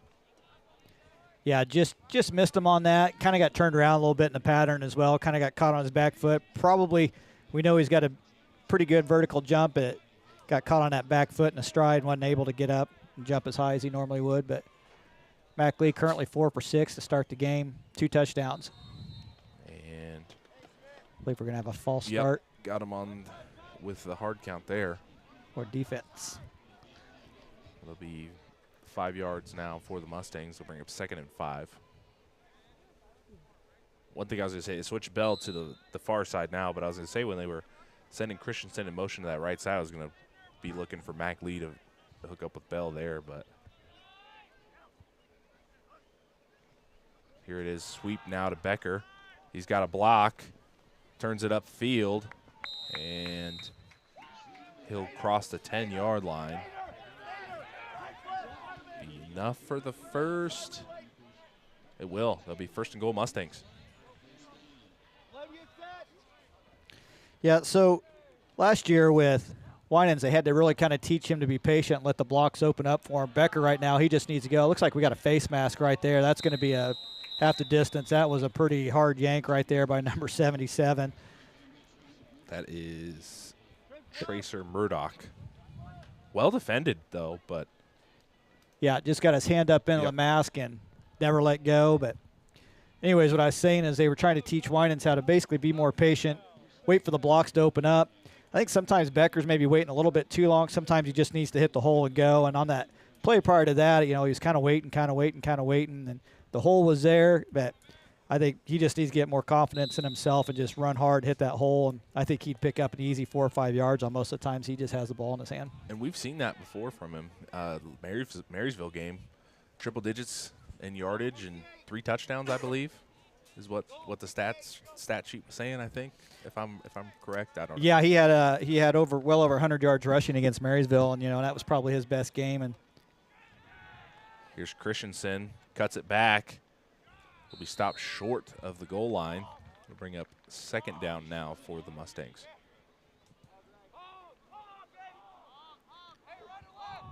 So it doesn't look like he picked up anything on that, but I think that was his first carry of the night. But yeah, when I talked to Coach Sieben after the Marysville game and we talked about Becker and 100+ yards rushing, he goes, I'd like to see that every night. Of course, everybody would. Everybody like to see a 100-yard rusher every night. And give his to Becker. He's in this time. There we go. That's why I talk about just get the ball and hit the hole, and that's exactly what Becker did on that. He wasn't going to wait for a block. He saw the hole, just hit it and went. That updates the score 20-0 here, second quarter. Awaiting the extra point from Jackson Pendle. So last time we broadcast against Hiawatha, I'd put Becker in any short yardage. He had 2 touchdowns and 7 yards rushing on the night. He basically got 2 short calls, and at that point in time, they're so far ahead, he didn't get a lot of calls or touch the ball a lot after that. But if you got him on your fantasy team, that's all you need. That's it right there. And perfect Pendles ties up the extra point, 21-0. 9:17 remaining here in the second quarter. This break in the action is going to be brought to you by Faith Furniture, serving the Manhattan and the surrounding area since 1952. Faith Furniture takes pride in the value, selection, knowledge, and family experience for all those customers. Whether you're looking for a full arrangement or a great-looking furniture for your living room, dining room, bedroom, or office, or maybe you're just looking for that perfect accent that really ties the room together, Faith Furniture has what you're looking for. When it comes to buying new furniture, you've got to have faith.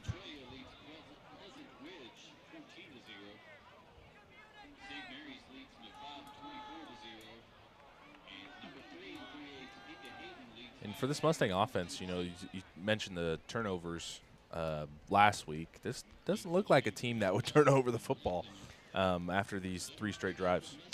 You know, they've really been Jekyll and Hyde on the whole season. They went 3 games without a turnover, and then, you know, they go out and have 3 in a game. So, you know, part of it's the inexperience. There's a lot of new guys coming in. Last year's team was a very senior-heavy team. But so I think a lot of it was just early on, was just getting confidence, getting in part of the play. But, again, the turnover bug kind of caught him again last week against Clay Center. And that was something we would see last year, as high-powered as the offense was last year. They would have spurts where, you know, they would try to take a deep ball over the middle or whatnot and would end up turning the ball over. But I feel like with such a high-powered offense and many multiple weapons that you have, that'll happen. Yeah, I mean, Whitworth, I think, put the ball up, you know, averaging about 35 times a game, but still, even going into the last game against Andale, I think he only had 5 interceptions on the whole season. If I remember right, I think he had 6 in Andale alone. But, yeah, you expect it. I think when you run that style of offense, and, again, if you're throwing the ball 35, 40 times, you may expect a pick a game. But, and that's about what he was averaging, you know, through 7 games. He had 5 picks. But Mustangs have struggled a little bit more this year. But, again, you got new quarterbacks, new to the system. Whitworth was a, 2 or 3 year starter. So Right. And I believe Blocklingler will give that to Eichmann. Check that. That is number 25, Drew Starrett, on the carry. Gain of 2, 2nd and 8 coming up now for the Panthers.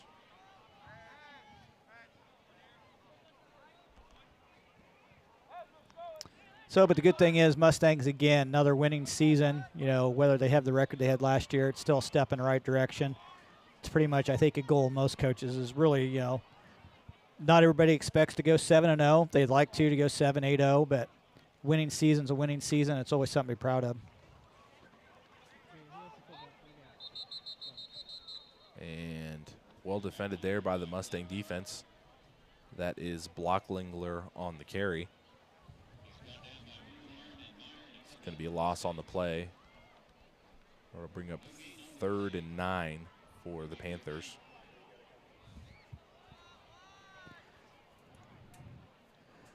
So, yeah, Mustang defense really here in the last couple series have kind of stepped up. I think they're starting to read the drives a little bit better, starting to read the misdirection a little bit better.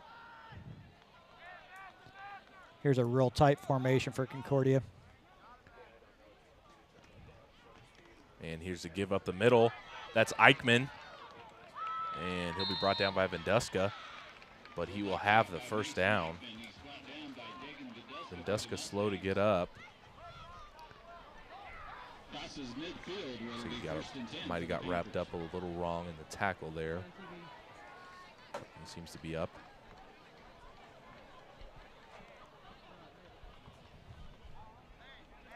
Yeah, number 15, Carson Taburin, coming in for him. Eichmann, I can tell you right there what we saw in that is if you're going to hit him, you want to hit him in the first couple yards of line of scrimmage. When he gets through that, he's got a full head of steam. That is a hard kid to bring down. That'll bring up 1st and 10 on the 49 now for the Panthers. Give is to Eichmann again. He'll get the call. This time well defended by the front 3 of the Mustangs.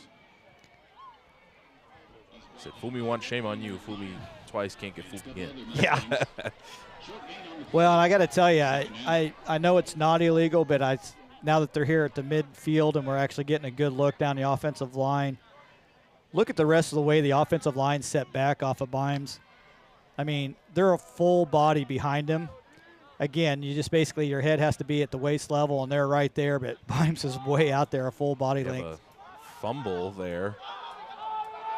And that'll be recovered by the Mustangs. That's number 72 of the Mustangs. That's Isaiah Kazee.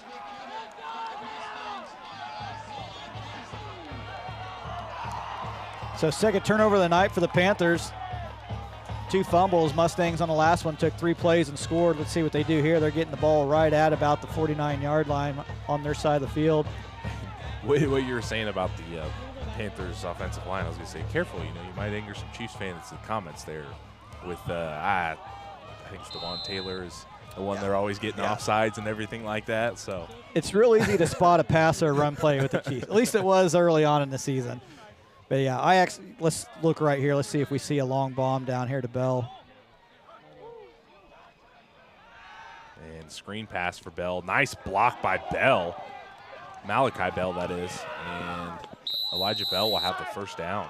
That's an impressive pull by your center to That get all is. the way out there. He covered about 30 yards to spring his brother on that, and that was a leveling block. But great pull job by Malachi there on that wide receiver screen. He was the only blocker out there. He only had one man, and he sprung him for about an additional 11 yards, 12 I don't know yards. if Malachi Bell has a highlight reel, but that's got to be on there. That was a great block. Here's McLee rolling to his right. Fires for the sideline, and that'll be caught by Craneville.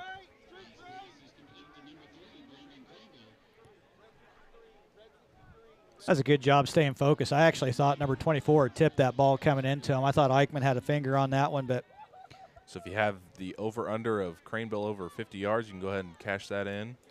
yeah, cash that one Judd in. up here in the booth, he'll get you set up. Yeah, Empty backfield for Lee now. got a nice shiny quarter for you. And give us to Becker. He'll be brought down by number 44 and 77 of the Panthers. That is Dane Cleveland and Tracer Murdoch on the stop. 5:50 remaining here, second quarter. I'll bring up a third down now for the Mustangs. I actually thought that he got a little bit further than that. Of course, we're clear up here. Don't see the spot, but third and short yard, and I'm going to guess that's an offside.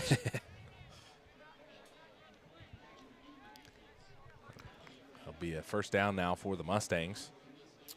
Yeah, number 44, Cleveland for the Panthers was guessing I'm going to shoot this gap and just mistimed it maybe a little bit.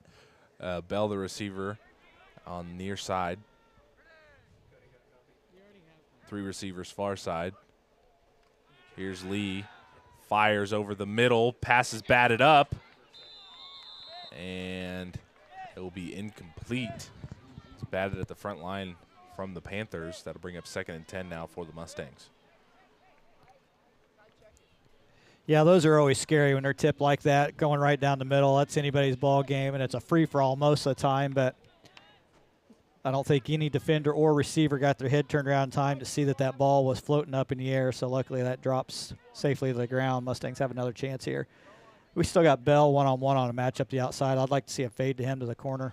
We got an option now. Here's Becker. He's got room to run with. Bounces it outside, gets a Good block from run. Bell, and Drew Becker is in for his second rushing touchdown of the game. Nice block there that sealed it by the receiver, Elijah Bell. Sealed the edge and allows Drew Becker to go for 6. Yeah, good block there by Bell. Good job by Becker, too, to see that block and just turn on the afterburner. Like we were saying, see the hole, hit the hole, and go hard. He did on that. He wasn't going to wait around to see what direction that block went. He just saw the move and went for it. 30-yard scamper. Second touchdown of the night for Drew Becker. 27-0 your new score. Waiting the extra point from Jackson Pendel. See if he can go a perfect 4 of 4 this evening.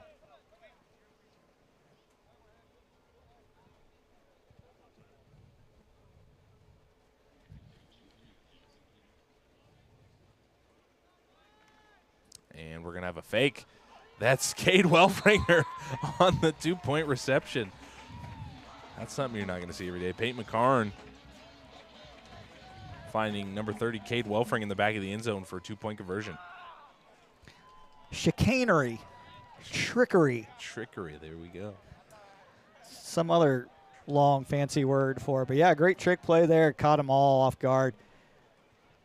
I guess that's kind of why they tell you, even on an extra point on defense, you still go hard, try to go into it. Maybe they saw something on the last play where Concordia maybe is just pulling up a little bit, wasn't really trying to get in there and disrupt anything. Take advantage of it. Lesson learned. And I know, Judd, you're our master statistician here, but I'm going to go out on a limb and say that that is Cade Wellfringer's first reception of the season. I believe you're right. Let me go. Do it. Look and see. So with that 2-point conversion, 29-0, your new score, 5:22 remaining here, second quarter. While Judd's looking up the stat here. That is his first reception of the season. There we go.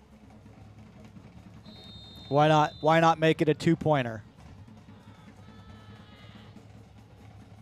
Here's Pendell to get things kicked away for the Mustangs.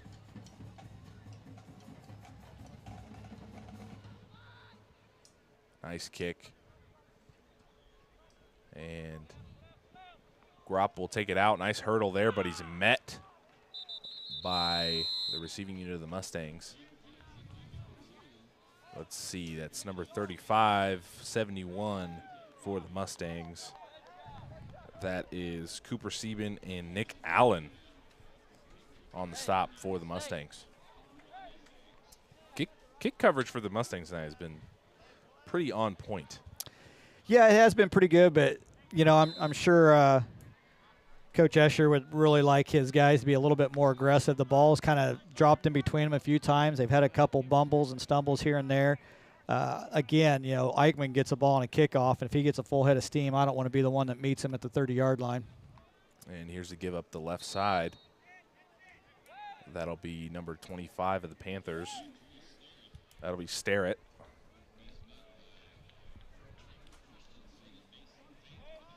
Mason Fate, Trevor Christensen on the stop for the Mustangs. They'll bring up 2nd and 9 now for the Panthers.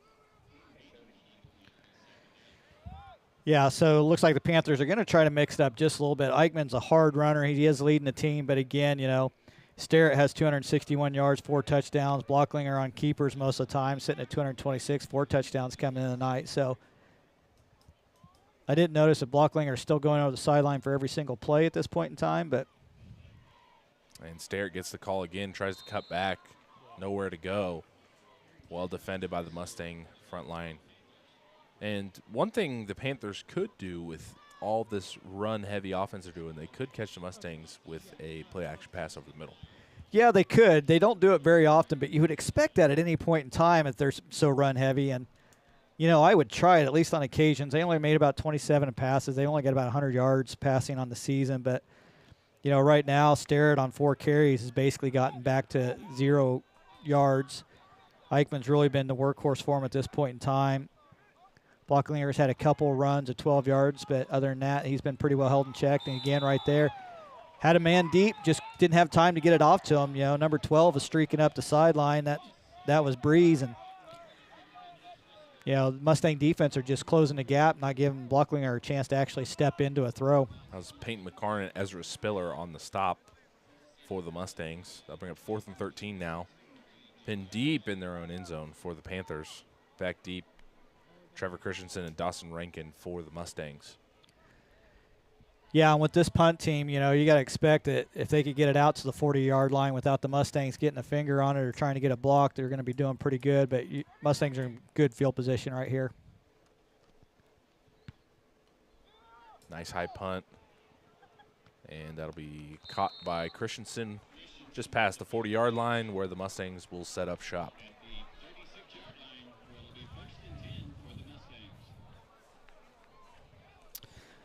This break in the action is going to be brought to you by Dara's Corner Market, changing the way you think about their gas stations. Go on inside there, find everything you need, canned goods, fresh baked pastries, fruit. Also, download that Dara's app today, get access to discounts and rewards, as well as great deals and specials every day. Serving 7 convenient locations in the Manhattan and St. George area. Dara's Corner Market's more than just your neighborhood gas station. 4 receivers at the bottom of your screen. 1 far side Bell. Rankin in motion. He'll fire for Bell. Flips it to Rankin. Ooh. I think we're going to have a horse collar there. Yeah, I believe that's going to end up at an additional 15 yards after that. But a hook and ladder. Nice lateral back to Rankin there. Going out. 10-yard pickup. But again, I think we're going to have an additional 15 yards tacked on to the end of that. Good old hook and ladder. Also very a good sub at Firehouse Subs if you're. It is. I agree wholeheartedly. Not that we're going to promote a restaurant, but Firehouse Subs. Yes, yes. So that'll be big gain on first down now for the Mustangs after the penalty. Ball on the 14-yard line. Mustangs in the red zone. And they've looked good on the red zone tonight. Scoring 4 attempts, I believe, for 4. Shout out Wendy's again, another restaurant. Actually, I think they're 3 for 3. One of their touchdowns, they actually come from outside the red zone. Nice comeback over to Becker. And he's in for 6. Got the Panther defense all moving left, and Becker just sneaks out of the backfield, does a simple curl route, wide open out on the flat. Could have walked that one in. Becker very active here in the second quarter. 2 rushing touchdowns and a receiving touchdown.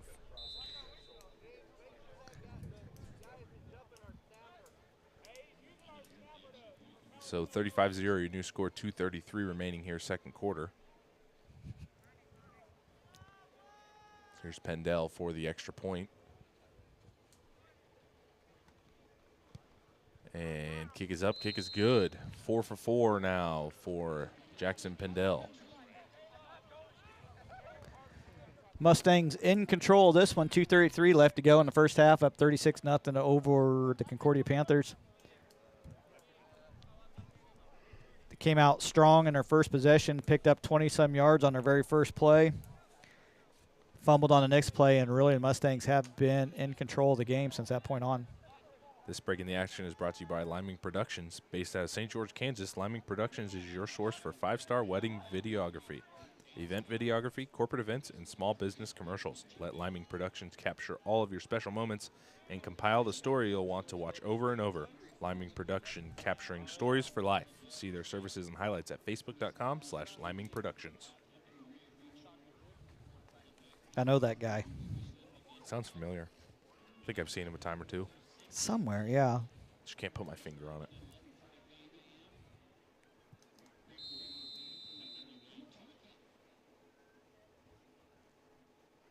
Busy weekend here at the Rock.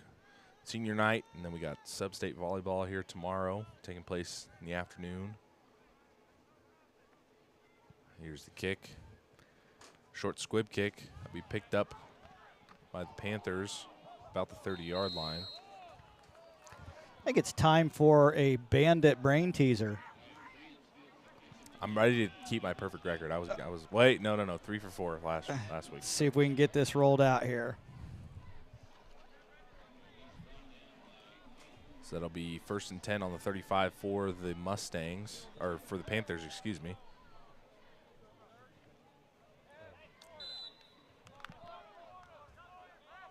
Two receivers on the far side. Here's Oh, look at that fancy Blockling bottom there. scroll.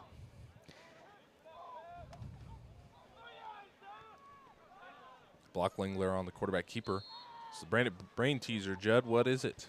That was who holds the Kansas 11-man record for the most career kickoff and punt returns for touchdowns with 16. Is it A, Jared Abel of Phillipsburg Panthers, B, Tucker Horak of Rossville Dogs, C, Terrence Newman of Salina Central, or D, Jordy Nelson of the Riley County Falcons? I feel like I know the answer to this one, but you gave it to me before the show, Yeah. before the broadcast, so I feel like it's just, a freebie. It's like a free bingo square. So I'll take that if I can. Well, if you were eagle-eyed, you may have accidentally seen the answer already. But if you weren't eagle-eyed, we'll let you sort that one out in a little bit. Nice scramble by Blocklingler.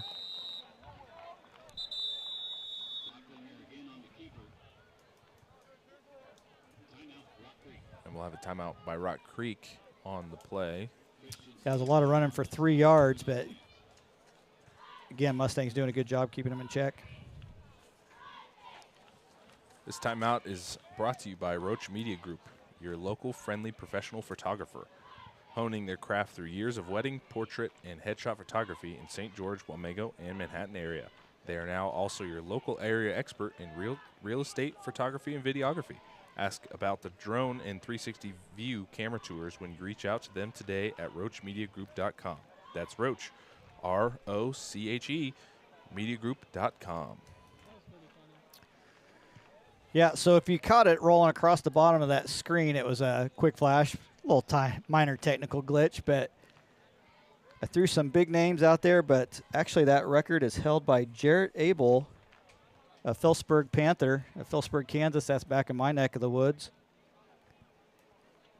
He had 16 total touchdowns for kickoff and punt returns. He had 9 kickoff returns for touchdowns, 7 punt returns for touchdowns. So Phillipsburg Panthers. Touchdowns. Oh, yeah. That was just on punt and kick returns. He had plenty others elsewhere. He was a basically all-around athlete, baseball, football, track, basketball. Here's Blocklingler on the quarterback keeper. And I believe he'll have enough forward progress for the first down. Yeah, I believe they're going to give it to him. They're going to give it to him. Nice run there on 3rd and 6 for the Panthers. So another little fun piece of trivia. Jared Abel was actually a member of the Kansas City Royals staff during 2015 and 16. Small town kid made good. He was the strength and conditioning coach for the Royals when they won the American League pennant and the World Series of 2015.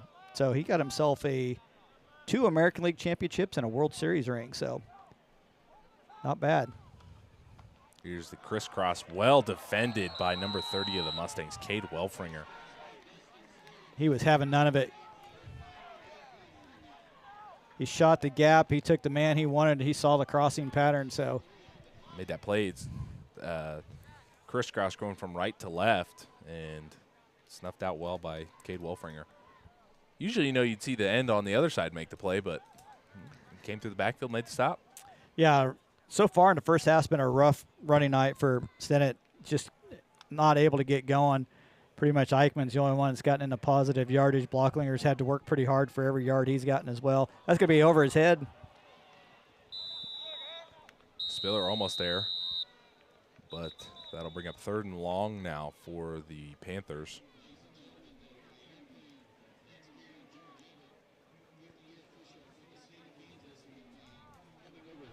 So that's a 3rd and 20. And kudos to Brad Bernheide, but George Ebert, one of the Acacia officials, he's in that plane right there. 50 years of officiating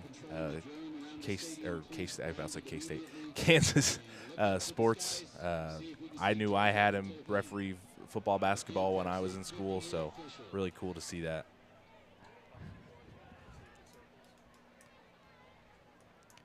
That's pretty sweet, though, to get a plane. That is pretty sweet. Fly around a plane. Hope they get some pictures from up there.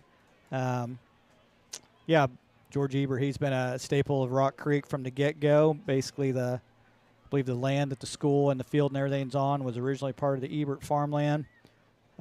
Both of my kids have had the pleasure of working for him, so.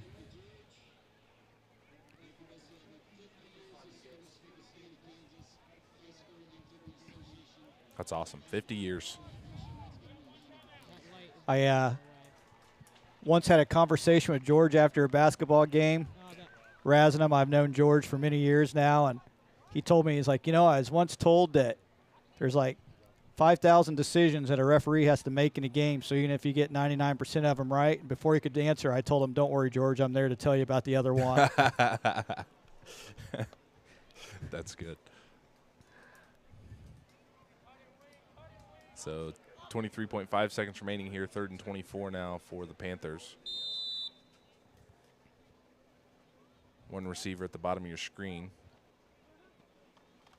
And there'll be a pitch to Sterrett. And nowhere to go. Got a flag late on that. Mustangs may have gotten into a face mask as he was going down. Yeah.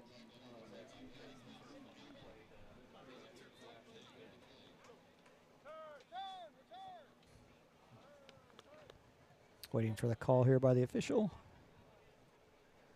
Yep. Bring them close to a first down now for the Panthers. Yeah, they're sitting at about a 3rd and 20. That's going to be a 15-yarder. That's going to sit at about 3 and 5, 3rd and 5th. Oh, guess that's going to be a. Again, math is hard for me. 3rd and 25, 15-yard penalty, going to bring it up to 3rd and 10. Shotgun formation. Or, excuse me, Blocklingler under center. Rolls to his right. Fires. That's caught by Eichmann.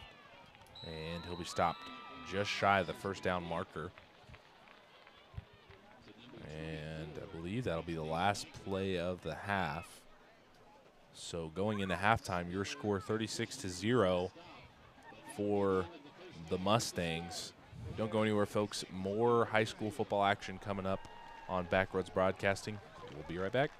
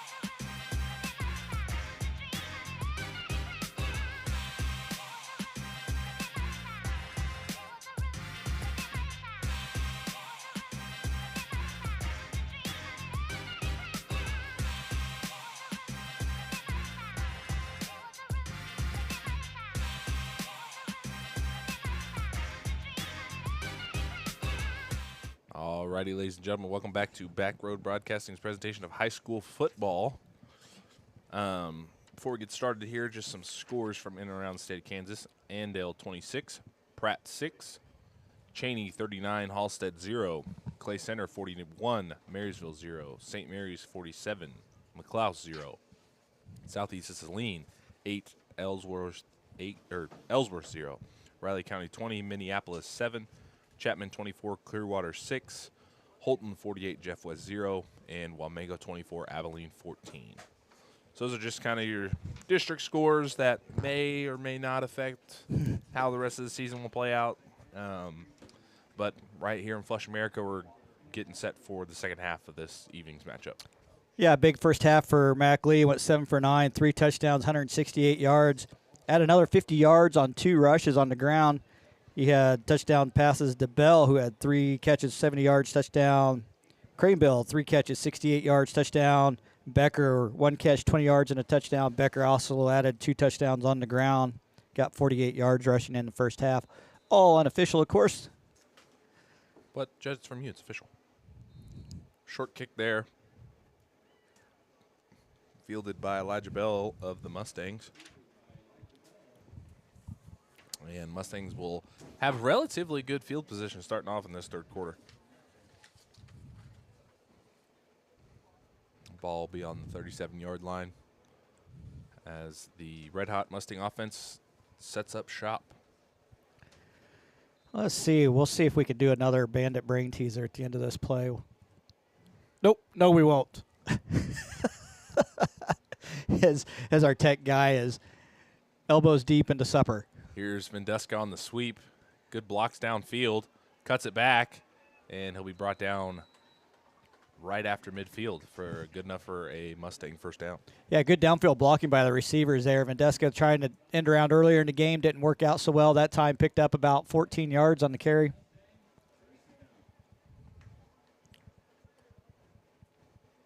Be 1st and 10 on the 46 now for the Mustangs.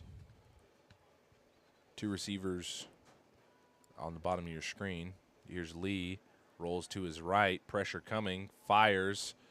Just too much mustard on that one for his intended target, Dagan Vendeska.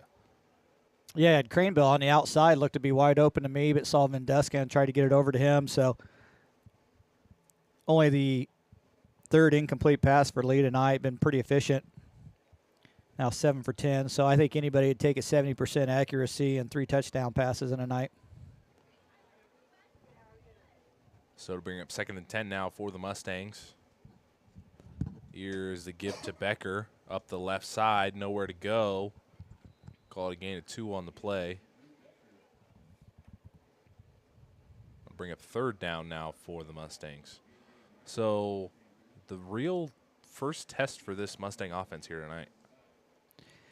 Yeah, the Panthers come out, got something to prove. They don't want to be shut out. They don't want to let them to score anymore. They want to try to get back in this game. You got to start right here with the first possession. So they're coming hard after the Mustangs. Other than Vendeska's end around, they've been doing a pretty good job at. Here's Pat caught by Vendeska, breaks it to the outside, and that'll be well enough for the first down. Nice catch and run there by number 13, Dagan Vendeska. Yeah, nice 19-yard pickup there. That's Vendeska's first catch of the night. They've looked at him a couple times, but he's kind of gotten into the pattern and just finding that seam and just dropping down into it and waiting for the pass to come. So Lee found him there on a 19-yard pickup. 1st and 10 now, Mustangs in the red zone. Here's option now, pitches to Becker. He's got a full head of steam. Can he get to the edge? And he'll be brought down just shy of the goal line. Nice run there by Drew Becker. Yeah, 15-yard run, puts him on a 1st and 5. Bell was downfield, had this man sealed off in the end zone. Becker could have just got an extra step. I think he'd have sprung it the rest of the way and got the last 5 yards in. But good downfield blocking again by the Mustangs. Receivers know when the ball's not coming their way, they have another job to do, and they're getting downfield and getting the blocks right now. Here's a set we haven't seen for a few weeks now. Double stack receivers to the outside. And Becker will get the call again. Can he get the final push to get to the goal line? Trim some of the yardage down. About a yard or 2 to go. Mustang's going to take a timeout. Think about that. That timeout's going to be brought to you by Farmer State Bank. Farmer State Bank's your full-service bank with over 100 years of community banking service. Founded in 1898 in Westmoreland with branch locations in Onega and Manhattan. Farmer State Bank provides you with a variety of personal and business services, including checking, savings, and IRA accounts. Students can earn cash for good grades with their Books and Bucks checking account. Learn more and visit their 3 locations or visit them online at bankwithfarmers.com. Farmer State Bank, member FDIC, and your equal housing lender. 10-17 remaining here, 36-0 your score. We're going to go with a Bandit Brain teaser number 2. Drum roll, please. Since we talked about movies last week, let's see what anybody knows. What football movie has the quote, "Just remember, football is 80% mental and 40% physical"? I feel like I should know this because we talked about, I'm pretty sure we talked about the movie that this was in. Is it going to be A, Waterboy, B, Necessary Roughness, C, The Replacements, D, Little Giants? Ooh. And it wasn't Ron Burgundy that said it. We got Malachi Bell in at running back here. He's going to get it. Can he get it for the touchdown? He's got it. Malachi Bell in for 6. There you go. That's one for sure way to get it in there. Well, those of you that remember, I believe it's somewhere around the 1986 Chicago Bears and William the Refrigerator Perry. I was just getting ready to say that. Malachi Bell, not quite the fridge, but he's the mini fridge. Pounded in there, 3-yard touchdown run. Actually, I think he could have gone from 10 or 11 out. He had a full head of steam. He would not be denied. That's no.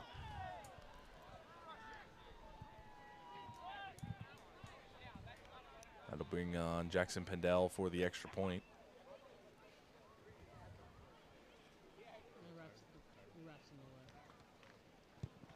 Ooh, just got that out. That'll be good. Kick will be good. For those of you just getting back to us late from halftime, Mustangs on a 7-play, 63-yard drive capped off by Malachi Bell on a 3-yard touchdown run. I'm going to go out on a limb and say that's his first touchdown of the season, possibly his career. Got any guesses out there in the world on the Bandit Brain teaser yet, Isaiah? I'm going to throw out, I'm going to say, the thing is I don't want to get it wrong because I feel like a lot of people will be upset with me if I get it wrong. But let's go with, what were the options again? The options were Waterboy, Necessary Roughness, The Replacements, or Little Giants. What football movie has a quote, "Just remember, football is 80% mental and 40% physical"? I'm going to go Replacements. It's my final answer. For Who Wants to Be a Football Millionaire. The Replacements. Also, I'm sure my beautiful wife is listening in. That is one of her top 5 probably football movies. She really enjoys The Replacements. Did I get it right? Why? Oh, we can't say. Gotcha. Can't say. Oh, right. Can't tell you that. Big cheater. Oh. There wasn't a study guide for this one, so I didn't know. Well, we talked about movies last week. Everybody kind of had their favorite movie. We should give them a new one. What's your favorite Halloween movie? Yeah. I debated that, but I thought I might wait for next week to give that one out. That's fair. And fair catch made for the Panthers. That's number 19. That is Wyatt Franz on the reception. So, yeah, rolled the dice. Figured Mustangs would be playing at home next week. We'd have one more home broadcast. So think about your favorite Halloween movies. Maybe some Halloween trivia coming your way. Shout out to Ryan DeWeese sitting in the airport in Dallas, Texas, watching these Mustangs dominate. We do love hearing where you're watching from, so if you leave a comment below, be sure to shout you out. Late substitution for the Mustangs. Here's the give up the left side. That's Eichmann.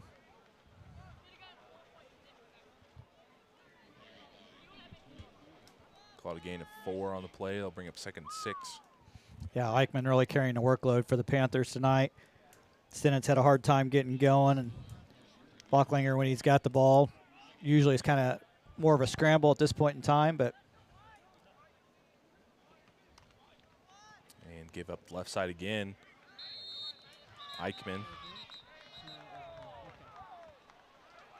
Shouts out to Shayna Schmidt watching from Colorado. John Perkins watching from Dickinson, North Dakota. Let's go Mustangs. just got a private message from a friend. Beautiful wife, you're trying to get brownie points? Yes. Yes. And someday if you have a broadcast at home, Dustin, you too can get brownie points. Remind me of the Smokey the Bear, you can prevent wildfires kind of there. Another give up the middle for the Panthers. Eichmann. Shanna Schmidt watching from Colorado. What, you're not up on the roof right now? Guess I'll cross her name out of the closing comments. Shanna not joining us tonight. Hope you're having fun in Colorado. Sherry Martini watching from St. Louis. Patty Battles watching her grandson Jackson Pendel from Colchester, Illinois.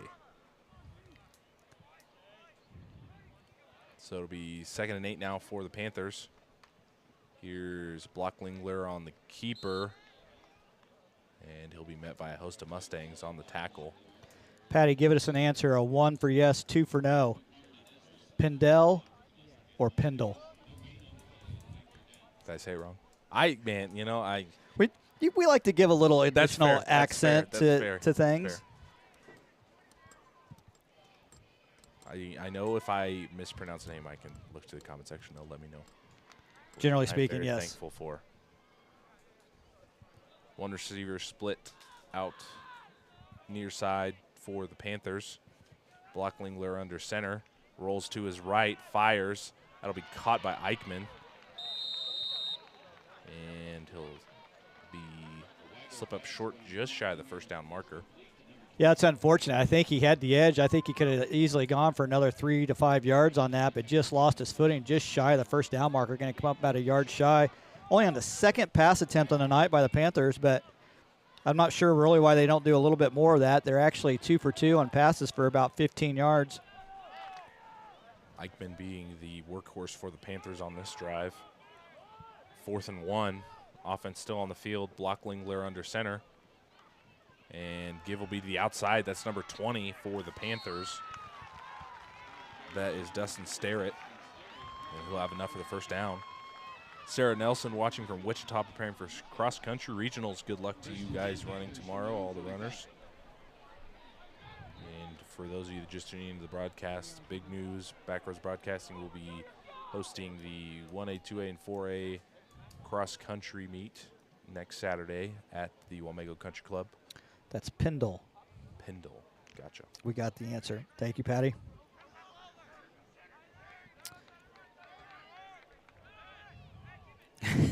Watching from the suburb of Flush, Kansas. Love to see it. Flush, America. No place like it. Thank you, Debbie. Have your camp. Daughter, I believe, is up on the roof right now, running a camera possibly. And big run for the Panthers here. That's Eichmann. Who else? Yeah, the workhorse, another 17-yard game. Boy, they're not coming easy for him. He's slowly getting the yards and adding to his total, but, man, he's earning them tonight. So 6:20 remaining here, third quarter, 1st and 10 for the Panthers, ball on the 38-yard line. Oh, Brandon Wilds comes through on the answer on YouTube correctly. Of course, he's on YouTube right now, so only the people watching on YouTube sees the correct answer. Those of you on Facebook Live still have a chance to answer, but Blocklingler under center, quarterback keeper. Bounces it up the middle. He's got room to work with. And nice run there by the quarterback. That'll bring up another first down for the Panthers. I'm going to go out on a limb here and say I didn't get the movie quote right. well, Brandon, if you're still watching, you got the quote right. Can you give a little bonus and say who actually said it? While they're sorting this out, Cody, we want to see the answer for this? That's a no.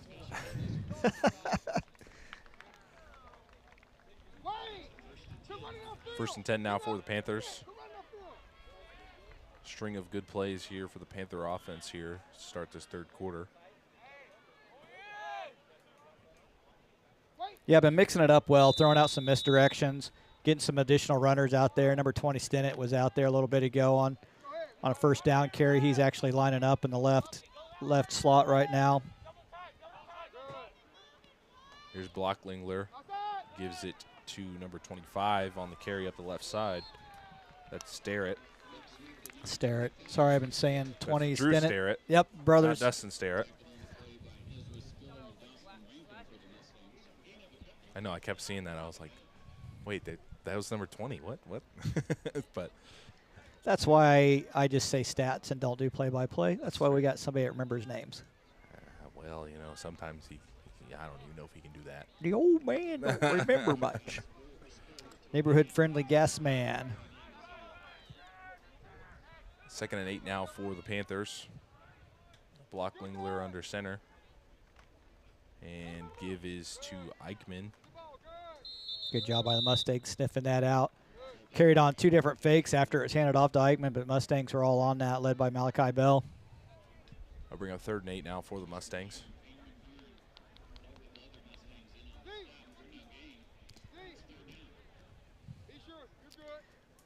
So the answer to that trivia question was Little Giants.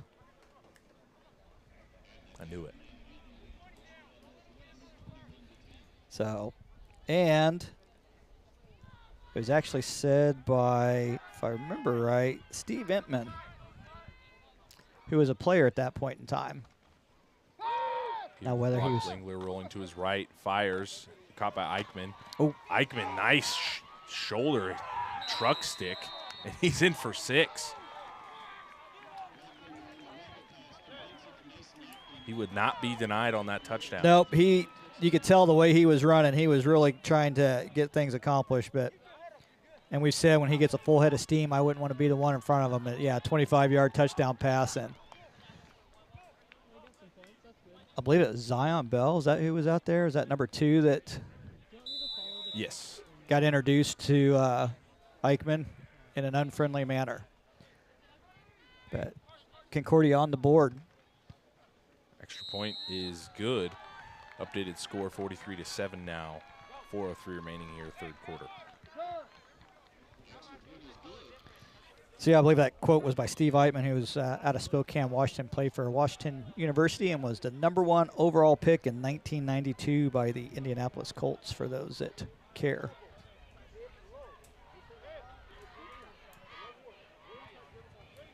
And this break in the action is brought to you by Backroads Broadcasting. Backroads Broadcasting is working harder than ever to bring the action home to you. If you are looking for a live broadcast of your future event or interested in being a sponsor, give us a shout at brbc.live. If you enjoy our free production and would like to help any way you can always donate to the stream with Cash App, $BRBCL, or Venmo at BRBCL. We're just glad you joined us for this evening. Let us know where you are watching from.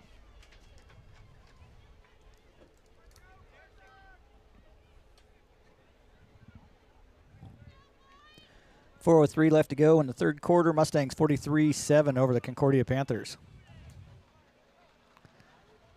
Just scoring on a 25-yard touchdown pass to Eichmann. Parker Jackson set to kick things away for the Panthers. Short kick, and that'll be fielded by Elijah Bell. He'll just hop on it. And Mustang offense will set up shop just shy of the 40-yard line. Matt G., Central Florida. Go for some Florida weather. Welcome to the broadcast, Matt.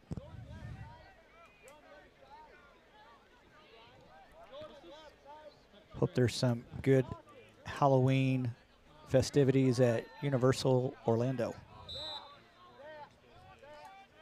Ball on the 37 for the Mustangs. 1st and 10. Believe seen some new faces here on the offensive end. New quarterback for the Mustangs. That'll be number 4, Gavin Rosa. Dawson Rankin, Elijah Bell. Receivers far side. Here's Rankin on the sweep. Gets a block, tries to cut it inside to no avail. That'll bring up second down now for the Mustangs.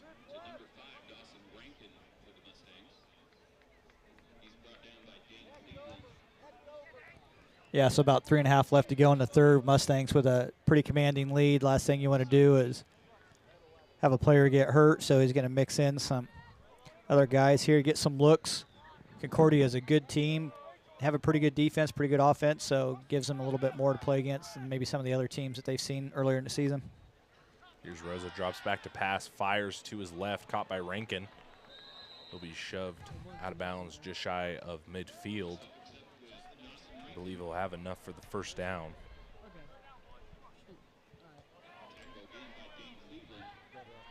Wait for the official ruling on the field. But from up here, it looks like he's got it, but he ruled just a little short. Well, they're certainly closer to the first down than what that third down marker on the opposite side of the field is. That's what I was looking at. I was like, but Rosa back to pass, fires down the left side. Jump ball for Elijah Bell. That is Peyton Brees on the coverage. I'll bring up 4th and 1 now for the Mustangs. Yeah, and they're actually going to lose yardage because they're going to put the ball back at where the yard marker is, which is about half a yard behind where they actually just got done playing. So don't normally like to badmouth the line crew too much. Those guys work hard. They're volunteers. But, boy, it sure seemed like they were a lot closer to the first down marker on the last play than they are on this one. And to give us to Becker. Bounces it outside. He's got up. running room, and he'll have enough for the first down.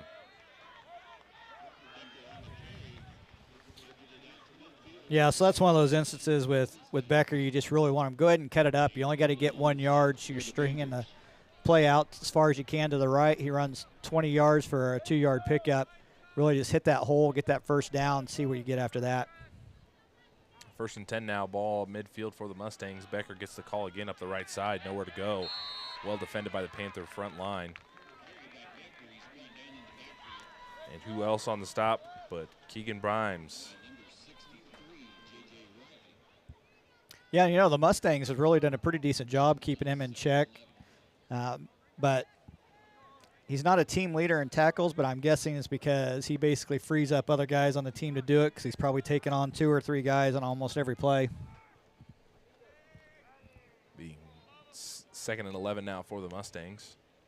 Here's Rosa rolling to his left, and he's going to be sacked by number 77 of the Panthers. That is Tracer Murdoch.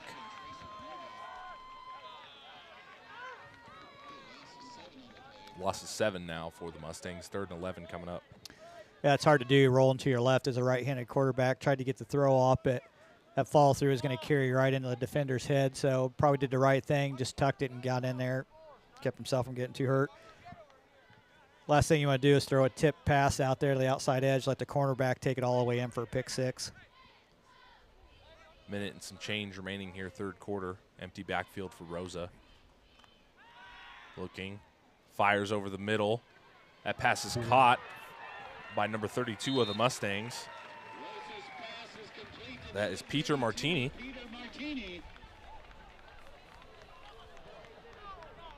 He's brought down by number 20, Dustin Sterrett. A little shaken up. Yardage good enough for a Mustang. Martini. First down. Cleat to the toe or twisted up ankle. Hopefully he's okay. Christensen back in the game for him.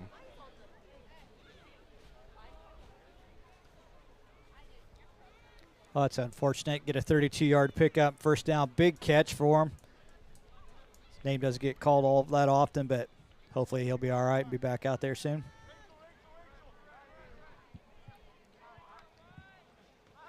Here's Rosa back to pass, fires over the middle. Intended target Dawson Rankin. Just a little underthrown on that ball, but Rankin was well back into the secondary. Yeah, I agree. Rankin had his man beat. Rosa didn't really step into that pass. He just kind of – it's always hard to tell with Gavin Rosa. He's just always so kind of calm, cool. Collected, Mr. Cool, man. He just looks like he's going to just kind of loft it out there, but I think he needed a little bit more oomph on that one. Rankin had the man beat. About 5 more yards on that pass, and he's looking at a 6. And I'm a little surprised that they didn't get Drew Becker for early motion there. It looks like he might have beaten the snap that last play, but He'll get the call here up the left side. Gain of a couple. We'll bring up third and manageable now for the Mustangs. 40 seconds remaining here, third quarter.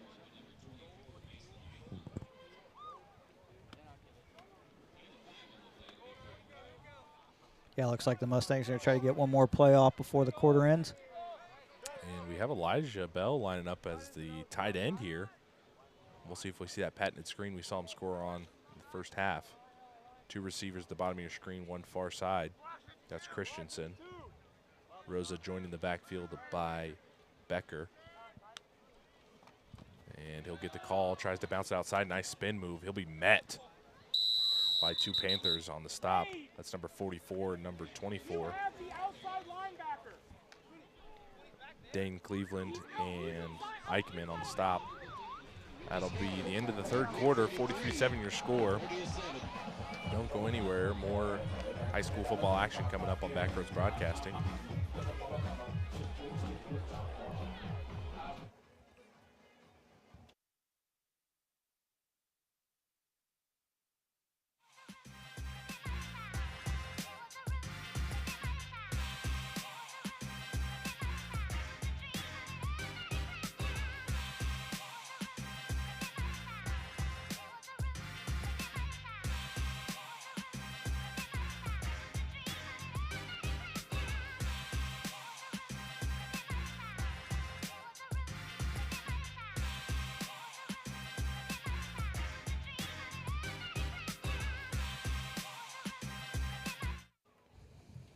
Alrighty, welcome back to Backroad Broadcasting's presentation of high school football. If you're just joining us, 43-7 here, your score in Flush, America. Fourth quarter action underway. That's time for our number 3 Bandit Brain Teaser. I'm confident I'll get this one. Confident you'll get this one? I hope. This is a toughie. When was the first high school football game played in America? Oh my gosh, that's you weren't lying. That's tough. There's your options there at the bottom. B. I'm gonna go with B, just because that's close to my birthday. B as in boy. And just off the hands of Bell, and that'll be a turnover on downs. Panther offense will take over.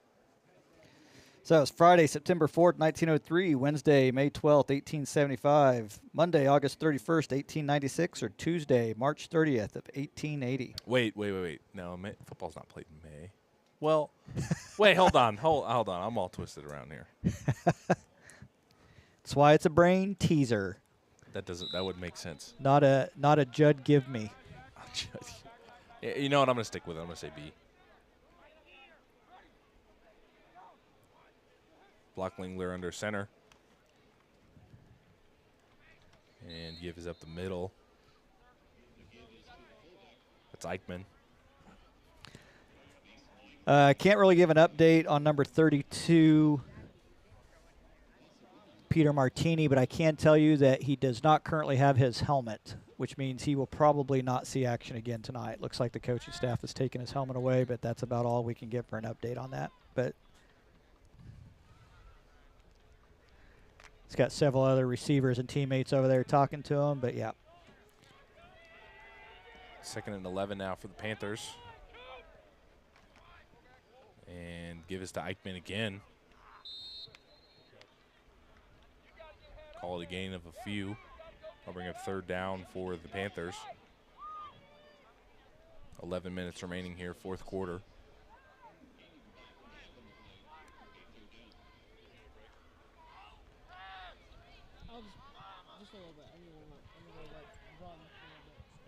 Third and 11 for the Panthers. Ball on the 25-yard line. 2 receivers split out, bottom of your screen. Here's Blocklingler under center. Give us to Eichmann. Keeps the feet churning. He's got a 1st down. So the Panthers offense keep going to the well. That is number 24, Mason Eichmann. Yeah, Trevor Christensen stepped up there, boy. again, Eichmann was 10 yards downfield before he meets him. A good job by Christensen just to keep him wrapped up and bringing him down. It is not a tough or not an easy play to make. Eichmann's a very tough runner, especially when he gets a whole full head of steam going. But good job there by Christensen. If he doesn't make that tackle, we're going to watch him run all the way to the end zone.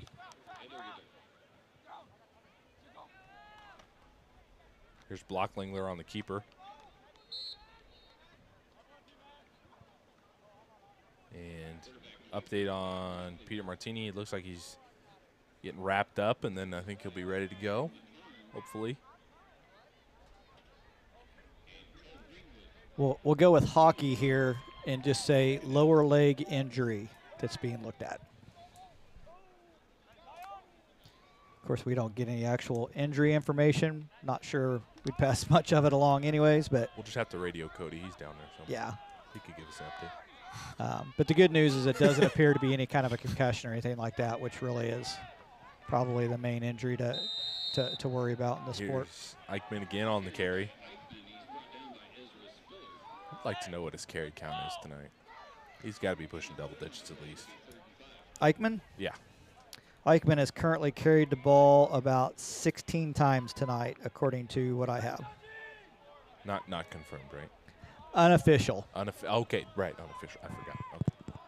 Yeah, he has been a workhorse. He's had about 16 carries. Sterrett's had about 6. The other Sterrett's had 1. Blocklinger scrambled out there for about 11 at this point in time. There have been 3 passes, 1 for a touchdown. Blocklingler rolls to his right, tries to fire for Eichmann, just out of reach. That'll bring up 4th and 5 now for the Panthers. So 8 minutes, 28 seconds remaining here, 4th quarter. Getting no guesses on the first American high school football game.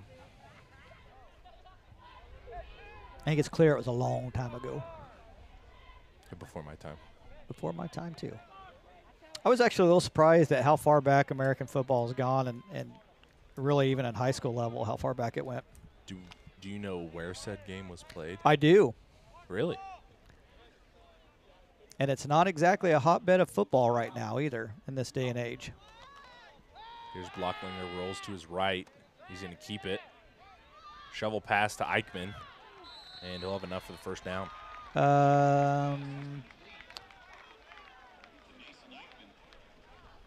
He was about a yard past the line of scrimmage on that, but it looks like that's still going to be good enough for first down. It's funny, when I was growing up watching NFL, you know, they have all the fancy graphics and everything, and when I was little, I thought the first down marker and the line of scrimmage were permanently on the field. I did not know that it was a camera that put them on there. It's amazing how they always know what it's going to be.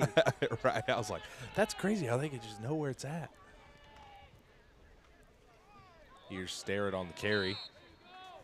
I personally liked the early days, like when the Green Bay Packers or the Jets were playing and they had their green jerseys on and they'd walk across the first down marker and all of a sudden their jerseys would turn yellow because the technology at that point in time was focused purely on the green of the field, and so whenever a jersey walked over, kind of messed it up, but it's come a long way since then. Yep. Another big weekend in Kansas as K-State hosts the TCU Horned Frogs tomorrow evening. Homecoming game after big game from Kansas native Avery Johnson. 5 rushing touchdowns against Texas Tech last week. Suppose is now the time for me to make my big proclamation that I told you before tonight's game? I think so. Here's Blocklinger going up the left side. Will be shoved out of bounds. Nice run to the outside by the quarterback for the Panthers. My bold proclamation was I think Avery Johnson will be the next Patrick Mahomes. He's got that same style of play, that same style of build. The athleticism is crazy, and his ability to improvise is there. So I think we'll see a lot of him tomorrow. I think we'll see both quarterbacks. I actually told you, and I still believe it, I think we'll see both of them on the field at the same time. I would not be shocked if we don't see Avery Johnson line up in a slot or a wide out spot. They've said it for many, many weeks. He's the fastest man on the team, and it's not even close. So why not get that speed out on the field somewhere? So 2nd and 6 now for the Panthers. Here's Blocklingler. Handoff up the middle.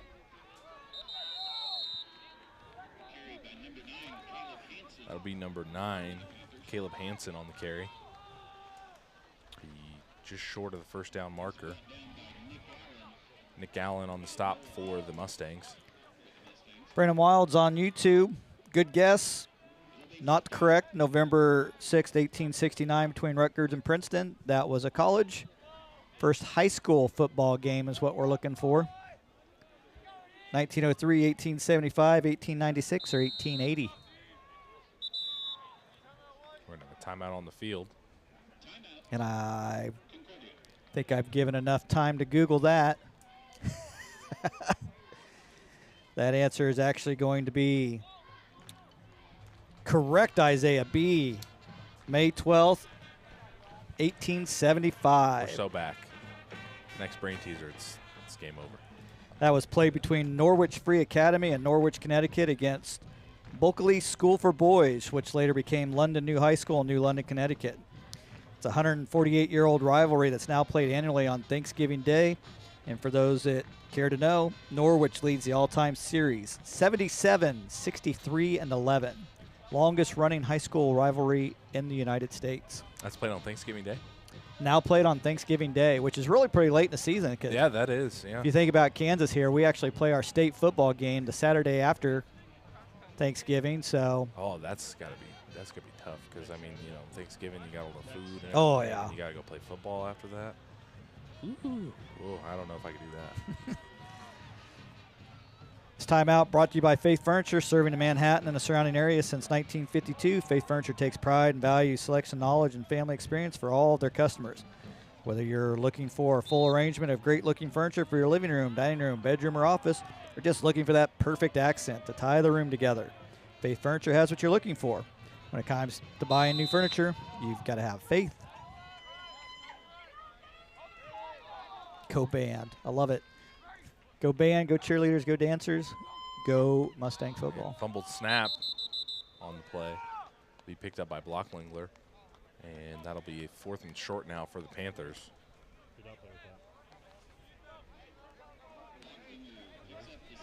And I believe the punt team is on the field for the Panthers. Now it was a 4th and next to nothing, and they fumbled the snap. First 10 Mustangs. Oh, that was 4th down. It's all right. I was talking a lot about. I did the classic Tom Brady where he was like, wait, 4? That was 4 downs? I thought there was 5.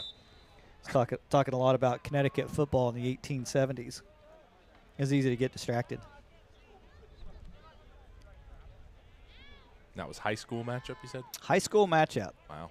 Yep. 1875. Yeah, Brandon Wild's probably had the right first college matchup with Rutgers and Princeton in November of 1869. That sounds right. I'll give it to him. Here's the give to Zion Bell. Nice run by Zion Bell. He'll be stopped just short of the first down marker. Is that what, instead of, locker rooms, they came out of the dungeon with the castles and, They probably just got changed in the parking lot at that point in time because there probably was barely a field. Oh, man. Bringing up 2nd and 2 now for the Mustangs. Ball on the 46-yard line. Bunch of receivers far side. Gives to Bell again. Bounces it up the right side. He's got the first down. So the trio of Bells getting looks on the offensive end. We had the 2-yard touchdown run by Malachi Bell, the electric 40-yard reception for a touchdown from Eli Bell. Now you got Zion Bell in the backfield. Back-to-back first downs. Yeah, if you've ever seen the football movie with John Krasinski and George Clooney, what was it, Leatherheads? Here's a pass over the middle. Ooh, nice hit, nice takedown. That's caught by number 27 of the Mustangs, Luke Skinner. Starting to see some younger faces in for the Mustangs. The up-and-comers, up-and-coming classmen.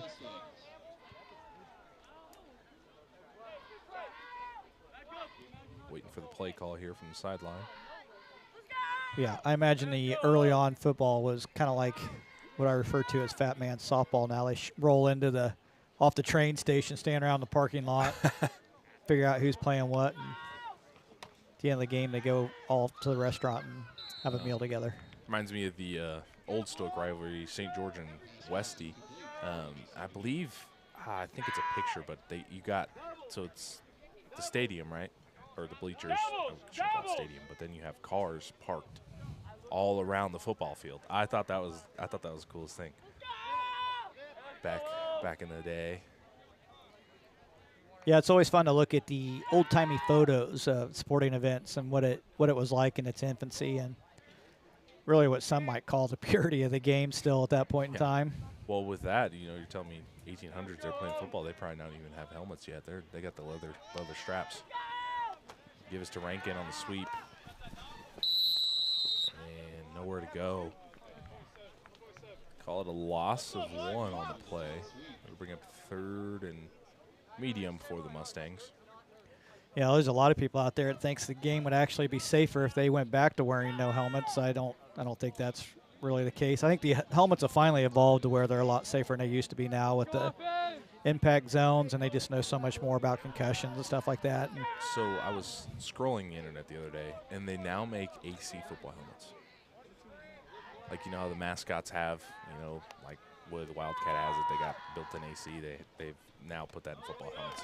That's Luke Skinner on the reception. But I don't think they've streamlined them to put them out on the field yet, but the company that made it went to a local high school where they were from, and they were handing it to the players, and they were like, this is life-changing.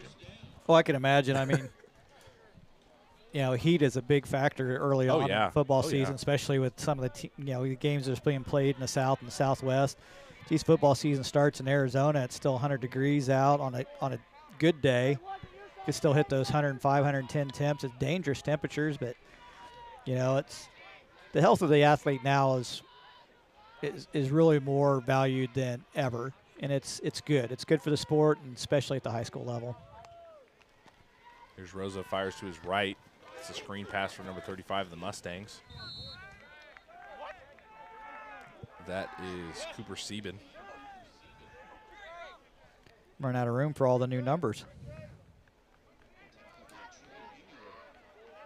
Bring up 2nd and 5 now for the Mustangs. Ball on the 15-yard line. Knocking on the door of the red zone. 4 minutes remaining here, 4th quarter. Here's Rose on the option. Pitches to Bell. Bell tries to bounce it outside. He'll be brought down just short of the first down marker. They'll bring up 3rd and short for the Mustangs now. Brandon Wild, is that true? ISU have air-conditioned helmets now. Iowa State? Yeah. Really? That's what he says. Man. It's on the internet. It's got to be true. Fair enough. Well, good for Iowa State.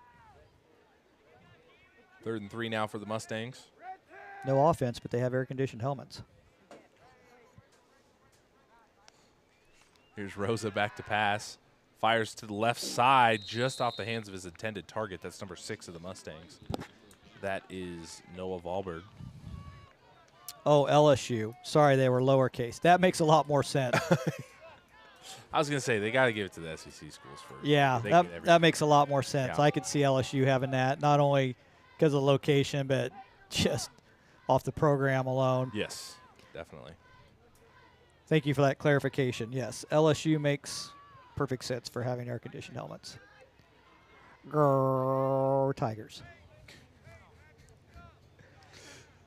Or as we say in the North, Geeks, Tigers. 4th and short for the Mustangs. Here's Rosa, fires to his right. Pass is batted down by number 77 of the Panthers. That is Tracer Murdoch. Yeah. Actually, one of the leading tacklers for the Concordia is Murdoch. Had 5.5 sacks coming into tonight's game. Led the team with, I believe it was 40-some plus tackles. Lost my paper. 3:12 remaining. Panthers offense takes over on the 13-yard line. 1st and 10.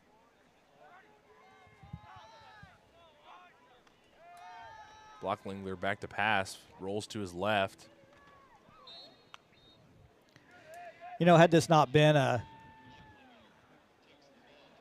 36-point game, I think maybe the Mustangs may have, given Pendle an opportunity to kick a field goal there, but no need to tack on additional points. Let the Concordia either try to stop them on their first down run or not. But I'd be curious to see what kind of range that Pendle has when he gets an opportunity to kick field goals. And it looks like a Panther player hobbled off the sideline there. That's Block Lingler. Rolled up a little funny on that tackle. So Blocklinger just a freshman, so pretty impressive. The team being led by a freshman quarterback, third leading rusher on the team. Here's Peyton Brees now at quarterback. Saw him at wide receiver throughout the night here. Here's Brees, the quarterback keeper. Be brought down by number 64 of the Mustangs. That's Cole Greenwood on the stop.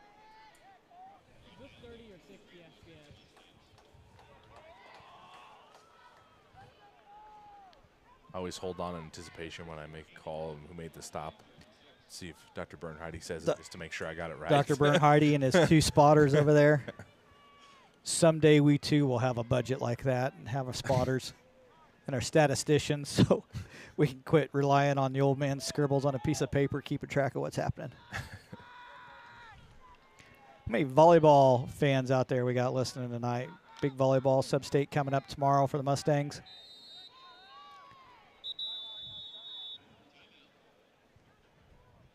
Have timeout for the Panthers there. A minute and some change left here in the fourth quarter. We'll throw out our fourth brain teaser there for any volleyball fans that are out there. We better do it since Isaiah's wife is the... I was going to say she better get this question right. I don't know. It's a toughie, but it's impressive. What Kansas high school volleyball team holds the record for the most wins in a single season with 47? Kansas high school volleyball team holds a record for most wins in a single season with 47. That's a lot of games to even play, let alone that. Is. Lawrence High, Chesty Lions. B, Centralia Panthers. C, Nemaha Valley Raiders at the time, or D, Concordia Panthers. Nemaha Valley now, of course, known as the Nemaha Central Thunder, which also has a very impressive volleyball team currently. I'm going to go C, Nemaha Raiders. The Nemaha Valley Raiders is what you're going with? I'm going with C or B, but my gut's saying C. You're not alone in that. Looks like Jennifer Hill is going to go with C. Tried and true ACT answer there. When in doubt, go with C. That's right. That's what they say anyways. I don't. Scored a 21 on C guesses back in my day. Here's Brees under center. And ball's loose. I was going to say, it looked like a fumble. Looks like the ball came loose out of there.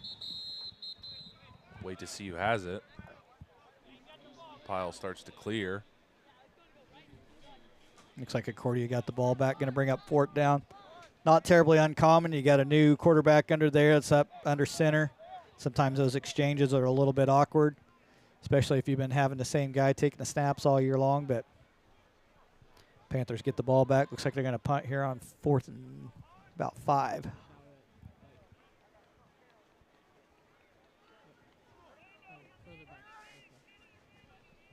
Nobody back deep for the Mustangs. And kick takes a bounce just after midfield where the Mustangs offense will set up shop. 55 seconds remaining here in the fourth quarter.